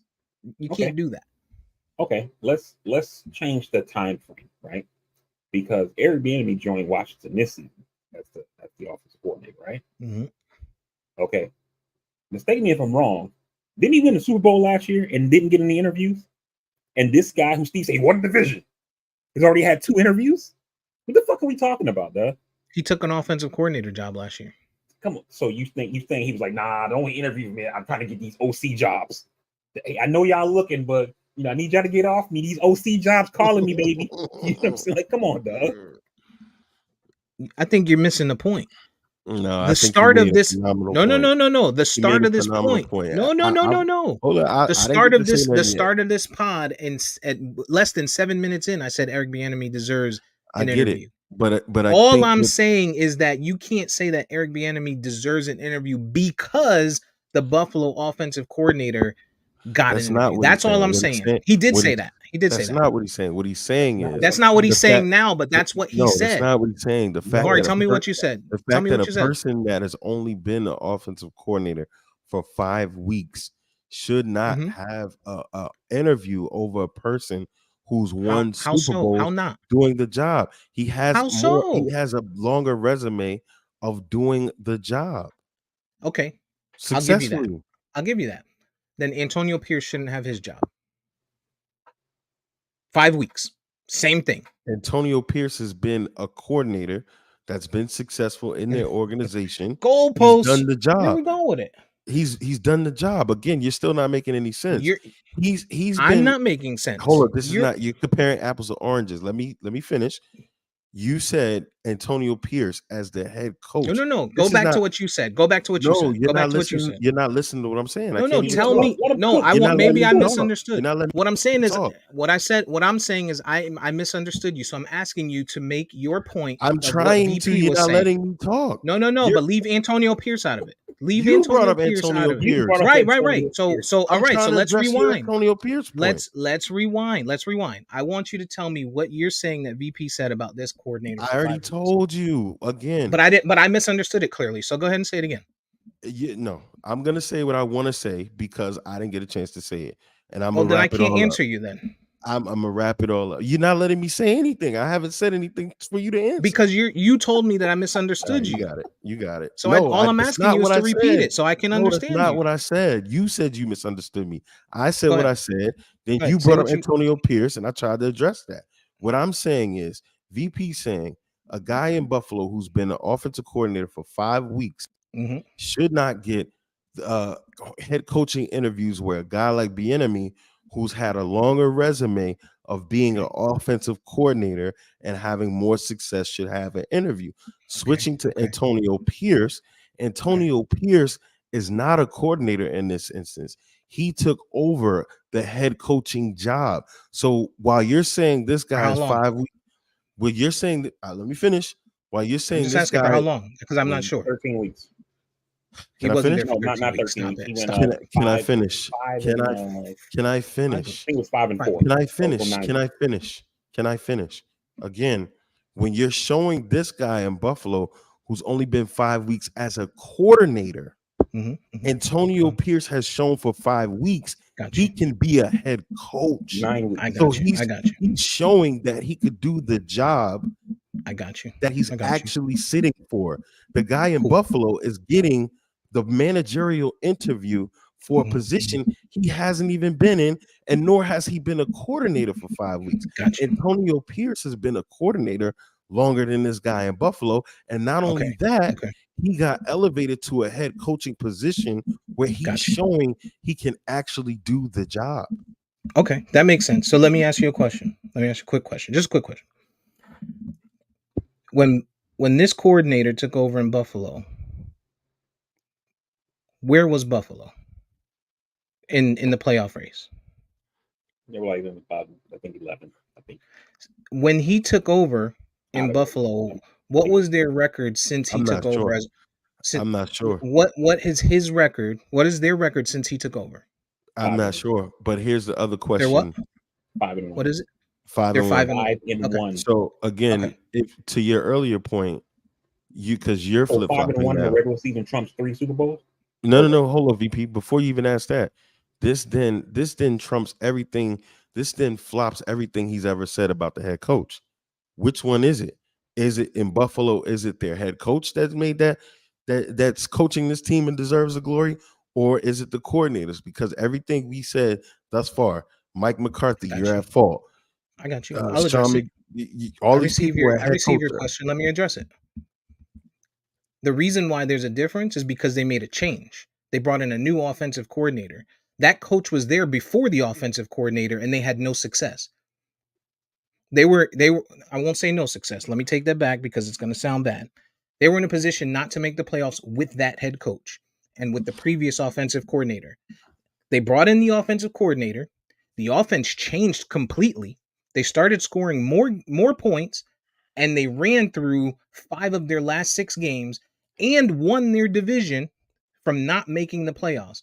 And you're telling me that he doesn't deserve a head coaching interview? What I'm asking you is again, because I don't know for a fact that this guy came in and everything changed that they were out of the playoffs. I don't know that because statistically their schedule wouldn't tell you that because they were winning games, they were still in contention. Were they in the first place spot? No, they weren't. But again, on one hand, I'm trying to understand. You say on one hand, it's still the head coach that deserves all the praise. When it came to Andy Reid and Bieniemy, you're saying it wasn't Bieniemy. But when it Cool. comes to Buffalo, it's the coordinator. I don't know which Cool. one it is. Let's talk So about Andy EJ, Reid. Let's talk about Andy Reid. Andy Reid was there before Bieniemy and it was winning. Bieniemy left and they're still winning. Right? We get that. Sean McDermott was there with another coordinator and they were not winning. This coordinator came in and they are winning. That's the difference. If Eric Bieniemy went into Kansas City and he was the reason 100% Kansas City was losing, he goes in, he makes a difference, and he is now causing them to win, then you have apples to apples. But he left that team and decided to go to a lesser team, probably to prove a point, and failed. let me Failed. let me Not But even you're not close. get, It but wasn't you're even. not It wasn't giving even like Ron a Rivera. marginal. You're not giving Ron Rivera any of the blame, I and am. I yet am 100. you're percent not. You're blaming 100% giving him Washington. some of the blame. No, so no, you're giving him some, not if all, Mhm. any. You're saying it's on Bieniemy when that team but was also trash before Bieniemy. and also Steve, we have to also take into account that Buffalo wasn't losing because of the coordinator. They were losing because of blunders by the head coach. And the head coach couldn't fire himself, so he fired the offensive coordinator as a scapegoat, and then put somebody else in there. Right? They didn't lose the Jets game because of the offensive coordinator. They didn't lose to Denver. The offensive coordinator don't call special teams when they miss that kick. You know what I mean? So they weren't losing games because of Ken Dorsey, the offensive coordinator. They were losing because Sean McDermott was fucking up as a coach. You know, the offensive coordinator didn't go in there and praise Al Qaeda as a pregame fucking hype speech. You know what I mean? Like that was all Sean McDermott. You know what I mean? So, you know, has this coach got them good on the offensive side? They look like a different team, no doubt. How much of that is his coaching? How much is that, rally around, like rah kind of this thing happened in the middle of the season? Because you could make the same argument about Antonio Pierce. The team looked better once he took over. It could be that he's doing something different as a coach. It also could be this thing happened and everybody's kind of rallying or whatever, and then we may feed him false shit next year. We don't know. The point that I'm making, that like just like EJ said, is that Eric Bieniemy has had a shit ton of success. He's had the most success, right? Meaning he's won Super Bowls, including last season, and he failed to get a single interview after winning a Super Bowl. This coordinator came in and coached for 6 weeks, went 5-1 in those 6 weeks as an interim OC, and has had 2 head coaching interviews. And I think there's something wrong with that picture. Is all I'm saying. Eric Bieniemy, let me ask you something. Do you think Sam Howell is a good quarterback? No. Do you think Sam Howell is the quarterback of the future for the Washington Commanders? No. Okay. So tell me why Sam Howell was number 1 in pass attempts, and why the Washington Commanders were number 32 in run attempts. They were dead last in run attempts. You're telling me you're the offensive coordinator. You're the offensive coordinator, and your job is to balance this team and win games. Their running back They have 2 beginning running this backs. What are you season got talking about? shot. Brian Robinson Jr. Their running back That was last season year. That was last year. Got shot. Was barely playing to start. That was last season. That was last season. That wasn't this season. That was last season, EJ. I don't think You're he talking even about started 23. this season. I don't think he started playing this season. He did because play of this that. season. He started I this didn't. season. I don't remember him starting. But again, neither one of those telling you he guys did. are world-beating running backs. Neither one of What? those guys. Neither one of those guys. Okay. How many 1,000-yard seasons have they had? Brian Robinson's on his second season, EJ. And How you know many why did he doesn't have have last year? 1,000 yards? You know why he doesn't have 1,000 yards? Because they were 32 in runs. That's why. How am I going to get 1,000 yards if you don't run the ball with me? So last year, Bieniemy was the coordinator there when they were 32 in runs last year. No, I think he was in Kansas City last year. Right. I'm not talking about last year. I'm talking about this year. Last year he No, sat out. I Brian asked Robinson. you about. Brian I did Robinson ask you sat about out. last year.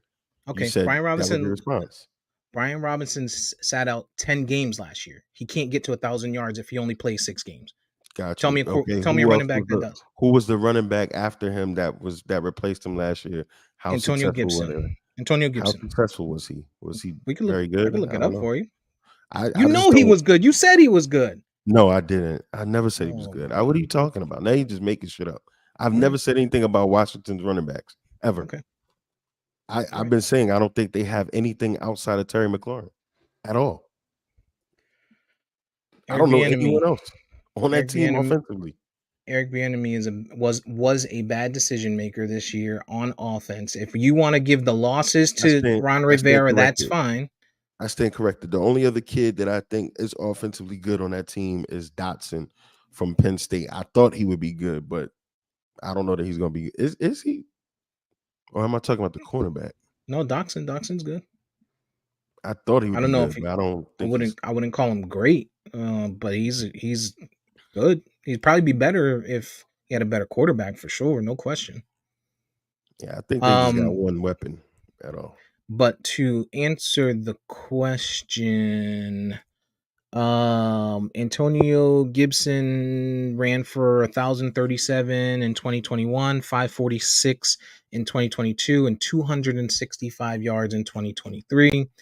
And Brian Robinson, naturally, we would see some decrease in Gibson's yards because they brought in a new starting running back. Brian Robinson Jr., let's see. Played 12 games in 2022, ran for 797 yards, and played 15 games in 2023, ran for 733 yards, 5 touchdowns, 178 attempts this year. He played 3 more games this year and had 30 less attempts. It's bad decisions, man. Eric Bieniemy made bad decisions. I think he deserves a job. I've said it. I said he deserves a job, but I can see why he got passed up. He didn't perform. Yo, you got to watch this show on Netflix called. Hold on.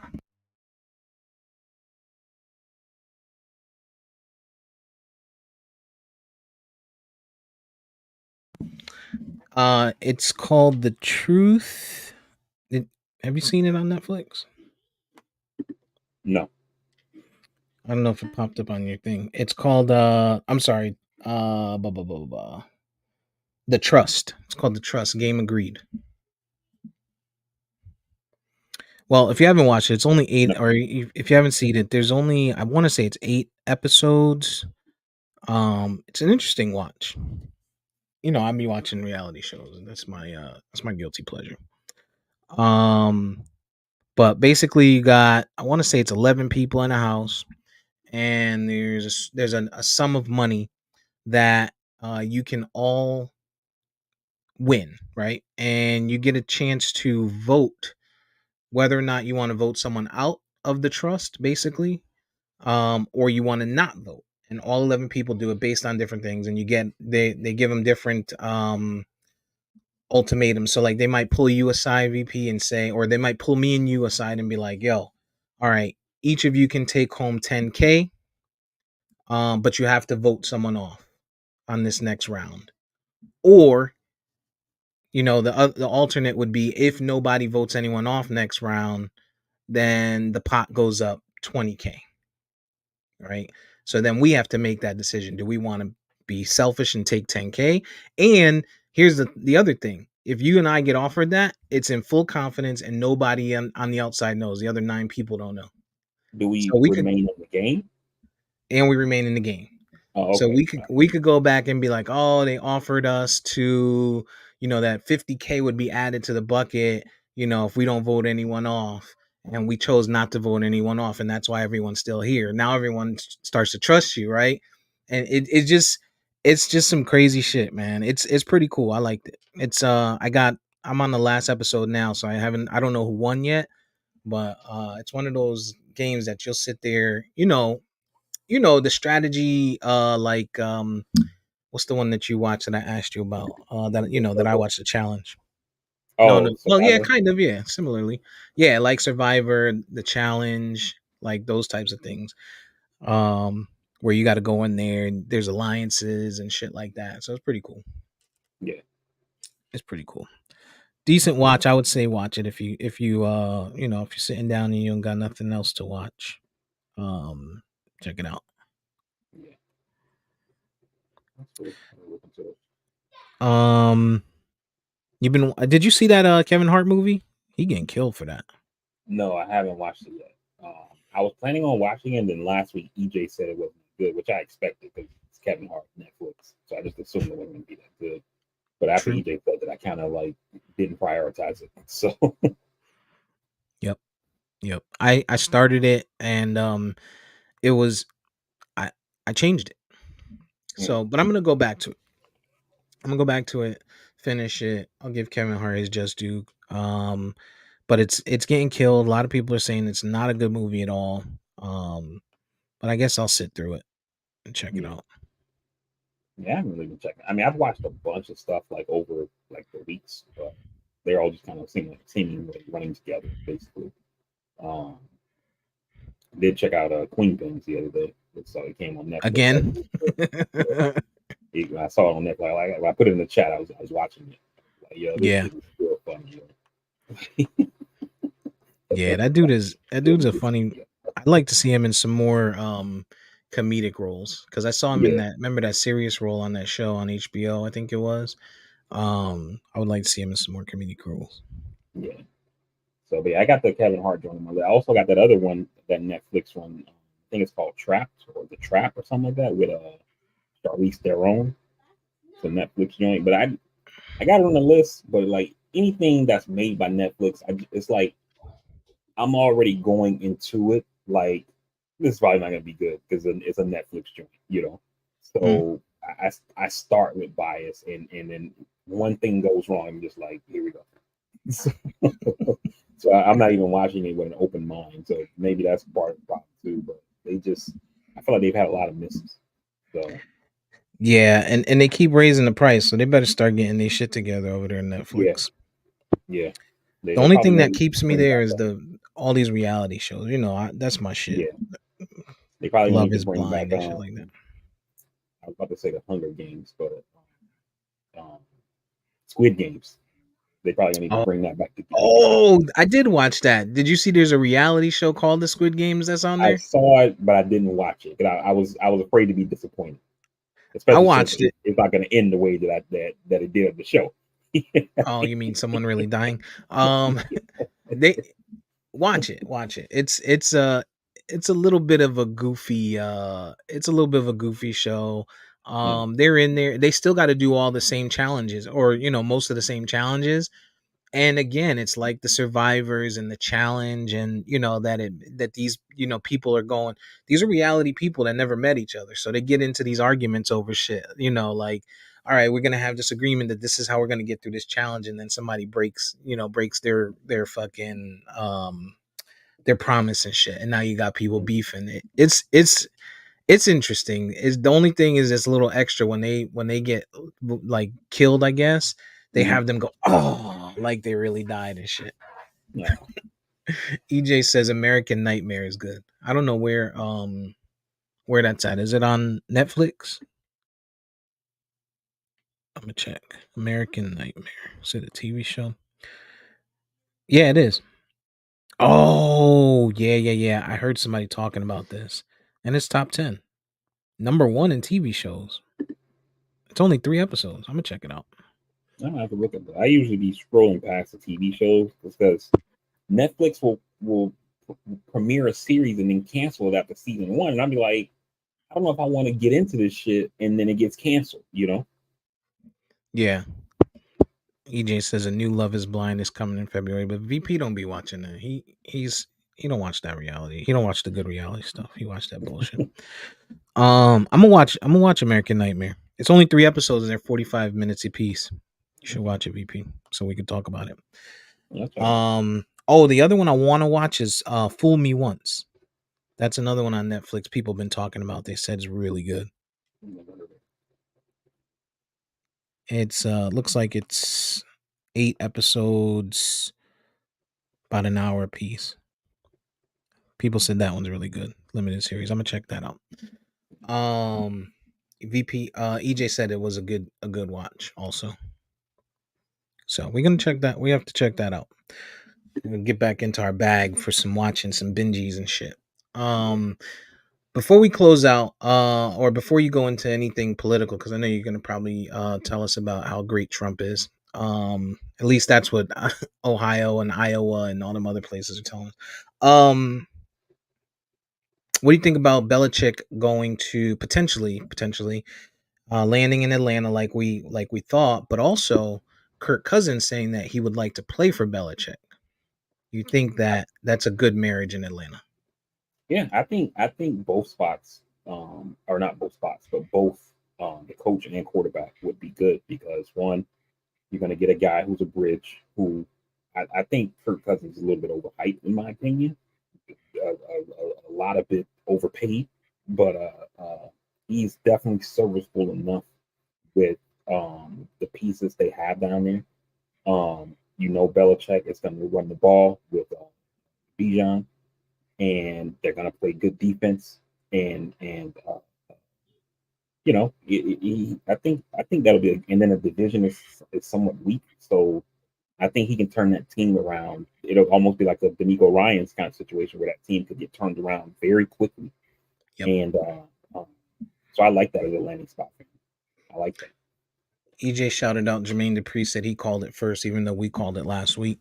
Um, he don't give nothing, no credit to the Castworthy podcast.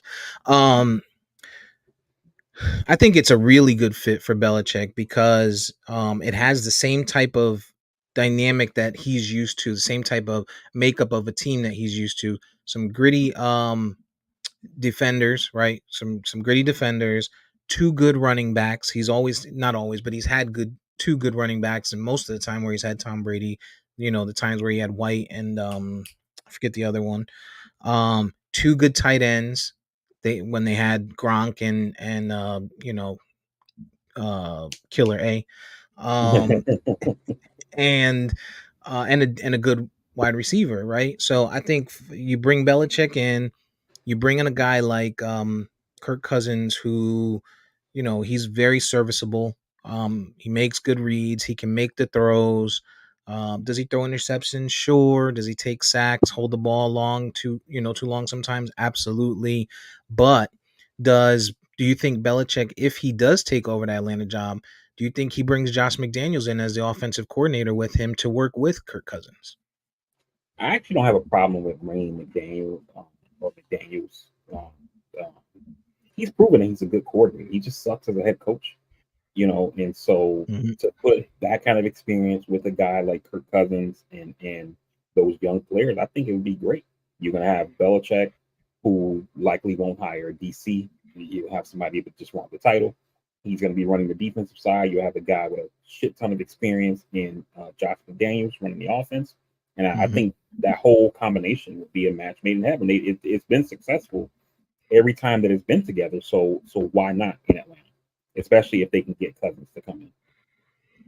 I'm interested. That's the one coaching job that I'm watching is Atlanta because I hope it does go to Belichick because I think that's the best fit for them.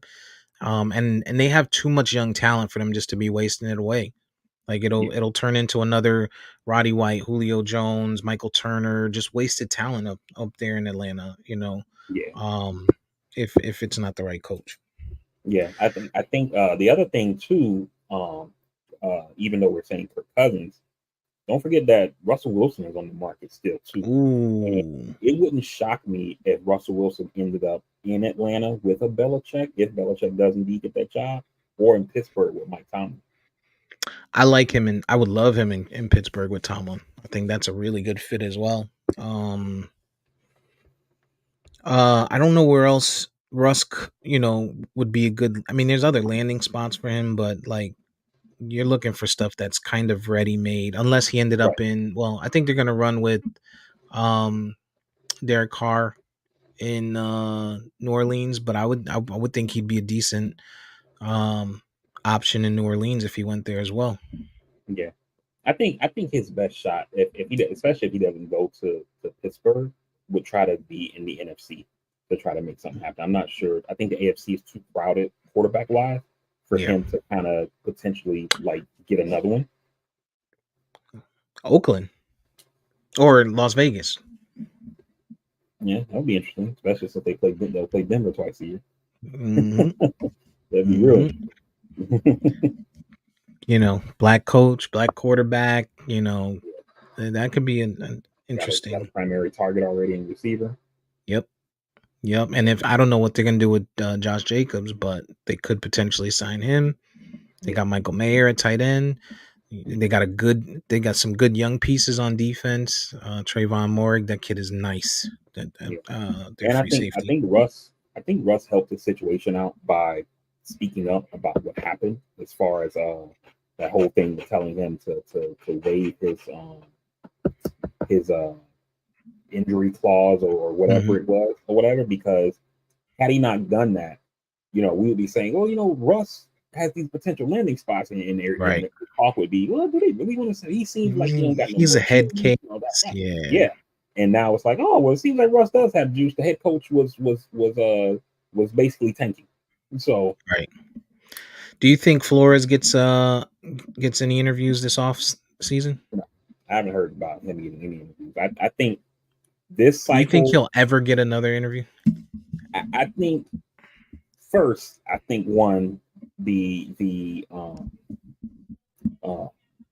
I think the once the lawsuit ends, and I'm not sure when it's going to come to an end, but I think Right. that's going to have to be over first, because that's still going on.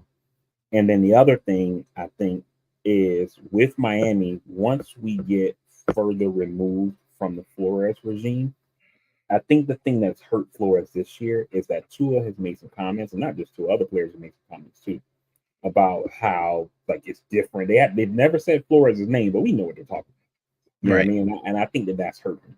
Because after Austin Jackson got his extension, our starting right tackle, he was a guy. He was drafted the same year as Tua. We drafted Tua at number 5, and we drafted Austin Jackson with our. I think we had the number 13 pick. I want to say, or it might have been number 18 or something like that. But we Hmm. had two first that year, and so him and Tua, are draft mates or whatever. and he gets his contract extension, and Tua's like, I'm so happy for him, like you can see like he's playing with joy now, he's not getting berated in front of the meeting room and stuff. And he's like, wait, that was happening? And I'm pretty sure it was Flores doing that shit. You know what I mean? And so and he said he didn't say anything about it, but when he had his press conference, he was asked about Tua's comments, and he basically confirmed what Tua said. And so, I think that that's something that is gonna hurt Flores for a little bit, where teams may be like, I don't know if I want to hire this guy when his starting quarterback is saying that he kills players. You know what I mean? And Right. and like I always hear,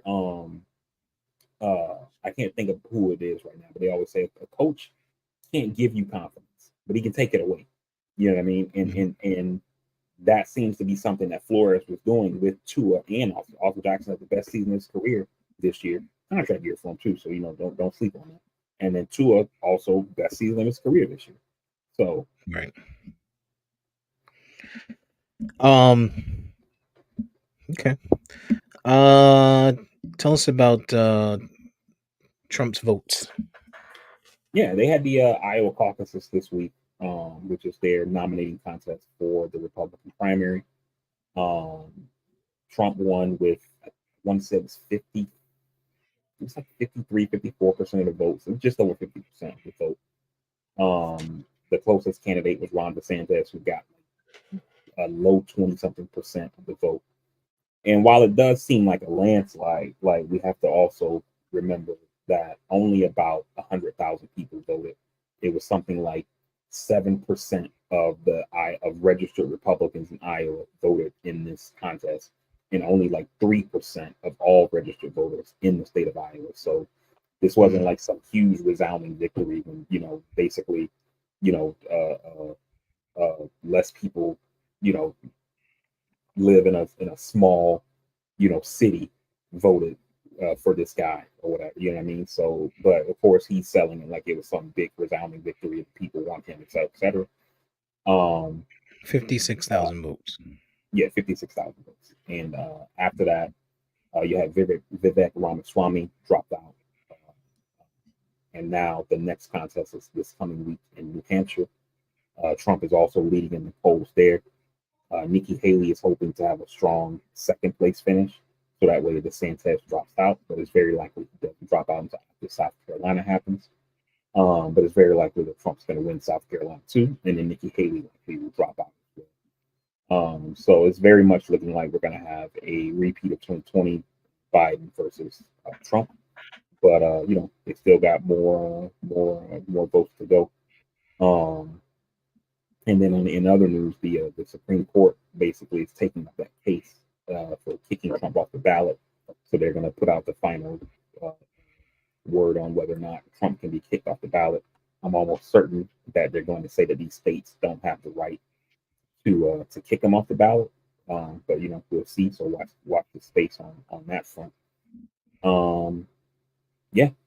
So that's basically what's going on there in the Republican primary. It's just it's the thing that's sad about it is that um somebody asked me one day. I was talking some politics over text with somebody, and they were like, man, you're always like, you can't think all Republicans are bad. Like, we gotta, we all live in this country together, and I agree with that to a certain extent, right? We all have to live here, we all have to share this country, so we have to be able to tolerate each other, right? But the thing that just, I guess, just really gets under my skin with these guys is that, you know, forget about the tweets for a second, right? You just look at the big stuff.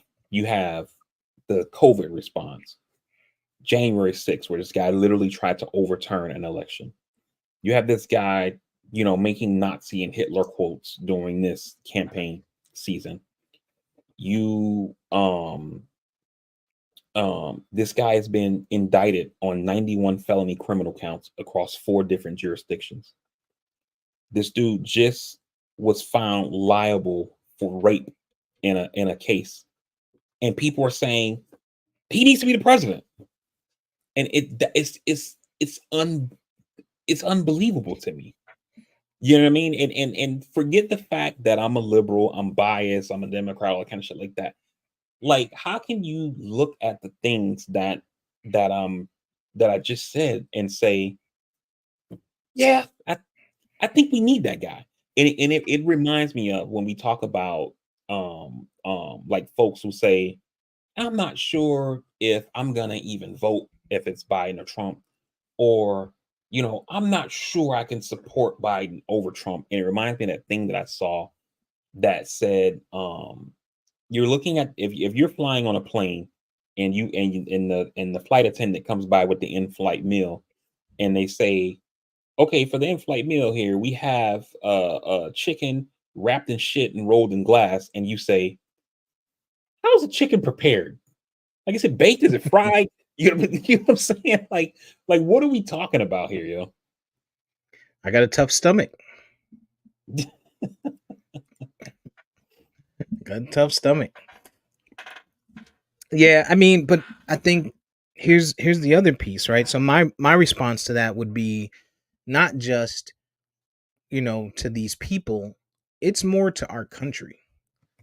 Like, I just feel like as a country, um we've gone wrong somewhere along the lines where he can have all of this going on and we're still like, yeah, it's technically still, or not technically, it's still legal for him to run for, you know, for president, and it's still okay for him to run for president. Like, that's the bigger issue to me. Like, I get the people too, but those same people would say to you, well, if it was as bad as as you're making it sound, or as bad as people want us to think it is, then he wouldn't be able to run. But since he's okay to run, then it must not be that bad, and it's not against the law, clearly. So that's, I think, where the bigger issue is.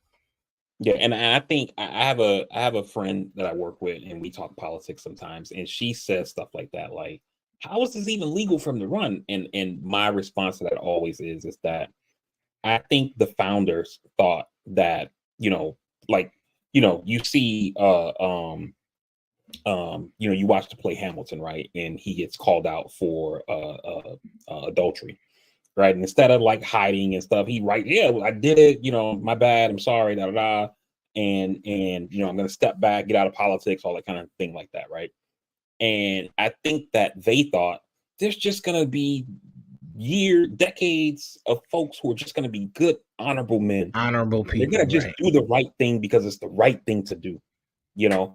And that's just, I mean, that's just not how the human condition works. You know what I'm saying? And so it's why we have a bunch of stuff that are just like norms and traditions versus rules and laws. Like, even when Right. you look at the fact that a president can't hold more than 2 terms, right? That's new. The only reason the president ran only had 2 terms was because after Washington serves his second term, he says, "I'm not running anymore. Like, I don't want to be president for life. We overthrew the king, not to replace him with a new king under a different title." You know what I'm saying?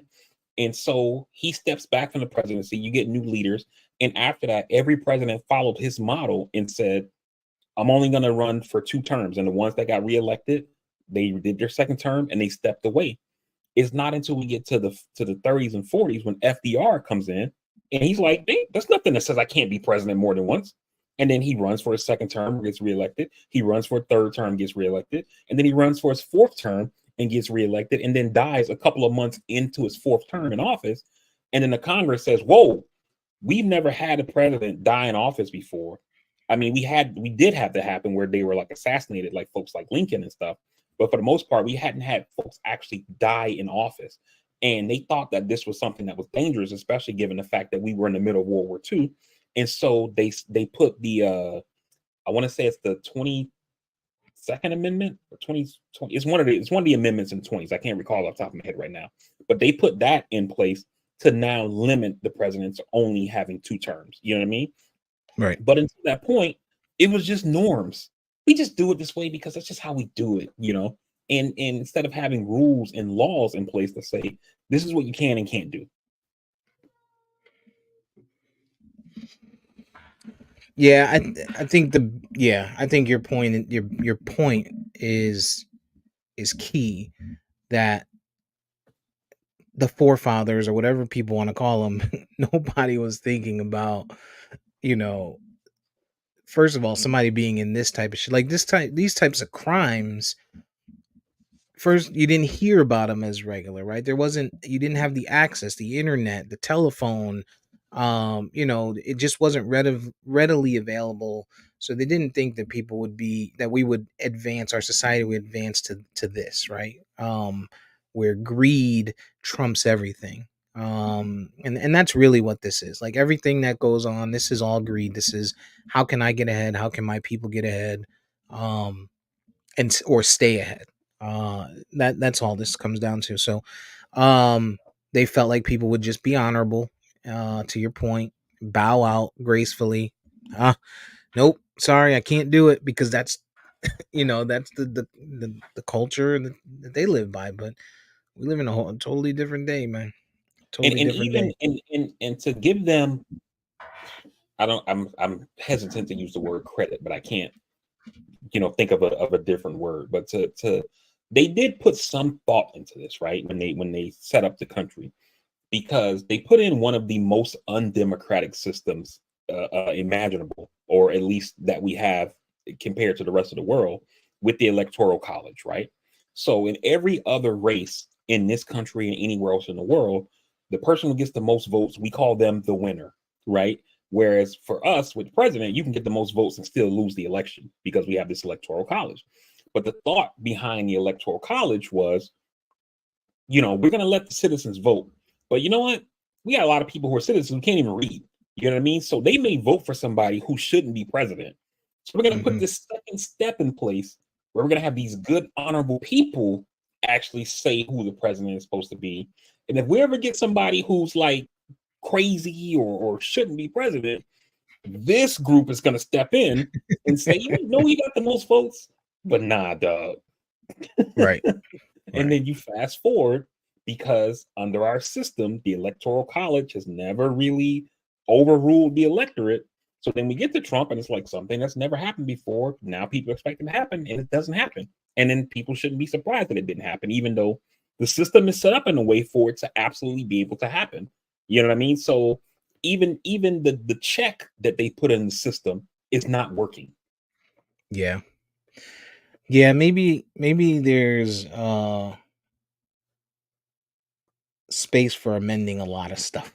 Maybe some people need to sit down and really put in some amendments to some stuff, because everything is based on how life was once, or whenever said law was written or put into place, and since then, whew, boy, have things changed. Yeah, big time. The little 2-shot, 3-shot Dillinger. That was all we had to worry about back then. He might get me in the toe. It might get me in the leg. I'll be all right. You have to worry about 50 round, 100 round, drums and shit. I digress. All right. Well, a little bit over 2. I don't have anything else on my chest that I need to get off. Except once again, Jerry Jones, bad decision. Bills to the Super Bowl. 2024 champs. Let's go. Hopefully not, but they are a scary team. All right. Well, you can do what you do, and take us on up out of here. All right, everybody. We definitely appreciate you guys for rocking with us with this week's episode of the Castworthy podcast. To the folks in the chat who joined us, even Judy, who's always here every week, we definitely appreciate you. For the folks who listen live, we definitely appreciate you taking time out of your Sunday morning / afternoon to rock with us. For the folks who listen once the episode posts, we appreciate you taking that time as well. You can find the podcast on all podcasting platforms by searching at Castworthy. You can also follow us on any social media by searching at Castworthy. On Instagram, it's at Castworthy_podcast. While you're there, you can leave a like, subscribe, share, follow, tell a friend, help us grow the audience. We very much appreciate it. And let me not forget to say, as always, make that phone call, send that text message, reach out to your people, let them know you're thinking about them, Tomorrow's promised to no one. EJ mentioned earlier you had to go to a funeral this weekend, so tomorrow's promised to nobody. So definitely make that phone call, send that text message, reach out to folks, and just let them know you care about them, see how they doing, check in, all that kind of thing like that. I'm pretty sure they'll be appreciative of it, and you'll feel good about doing it too. But with that said, man, we thank you guys for rocking with us. Hopefully, anybody except the Bills wins this week. And we will see you guys with a fresh episode next week on the Castworthy podcast. Until then, we out. We love you. Peace.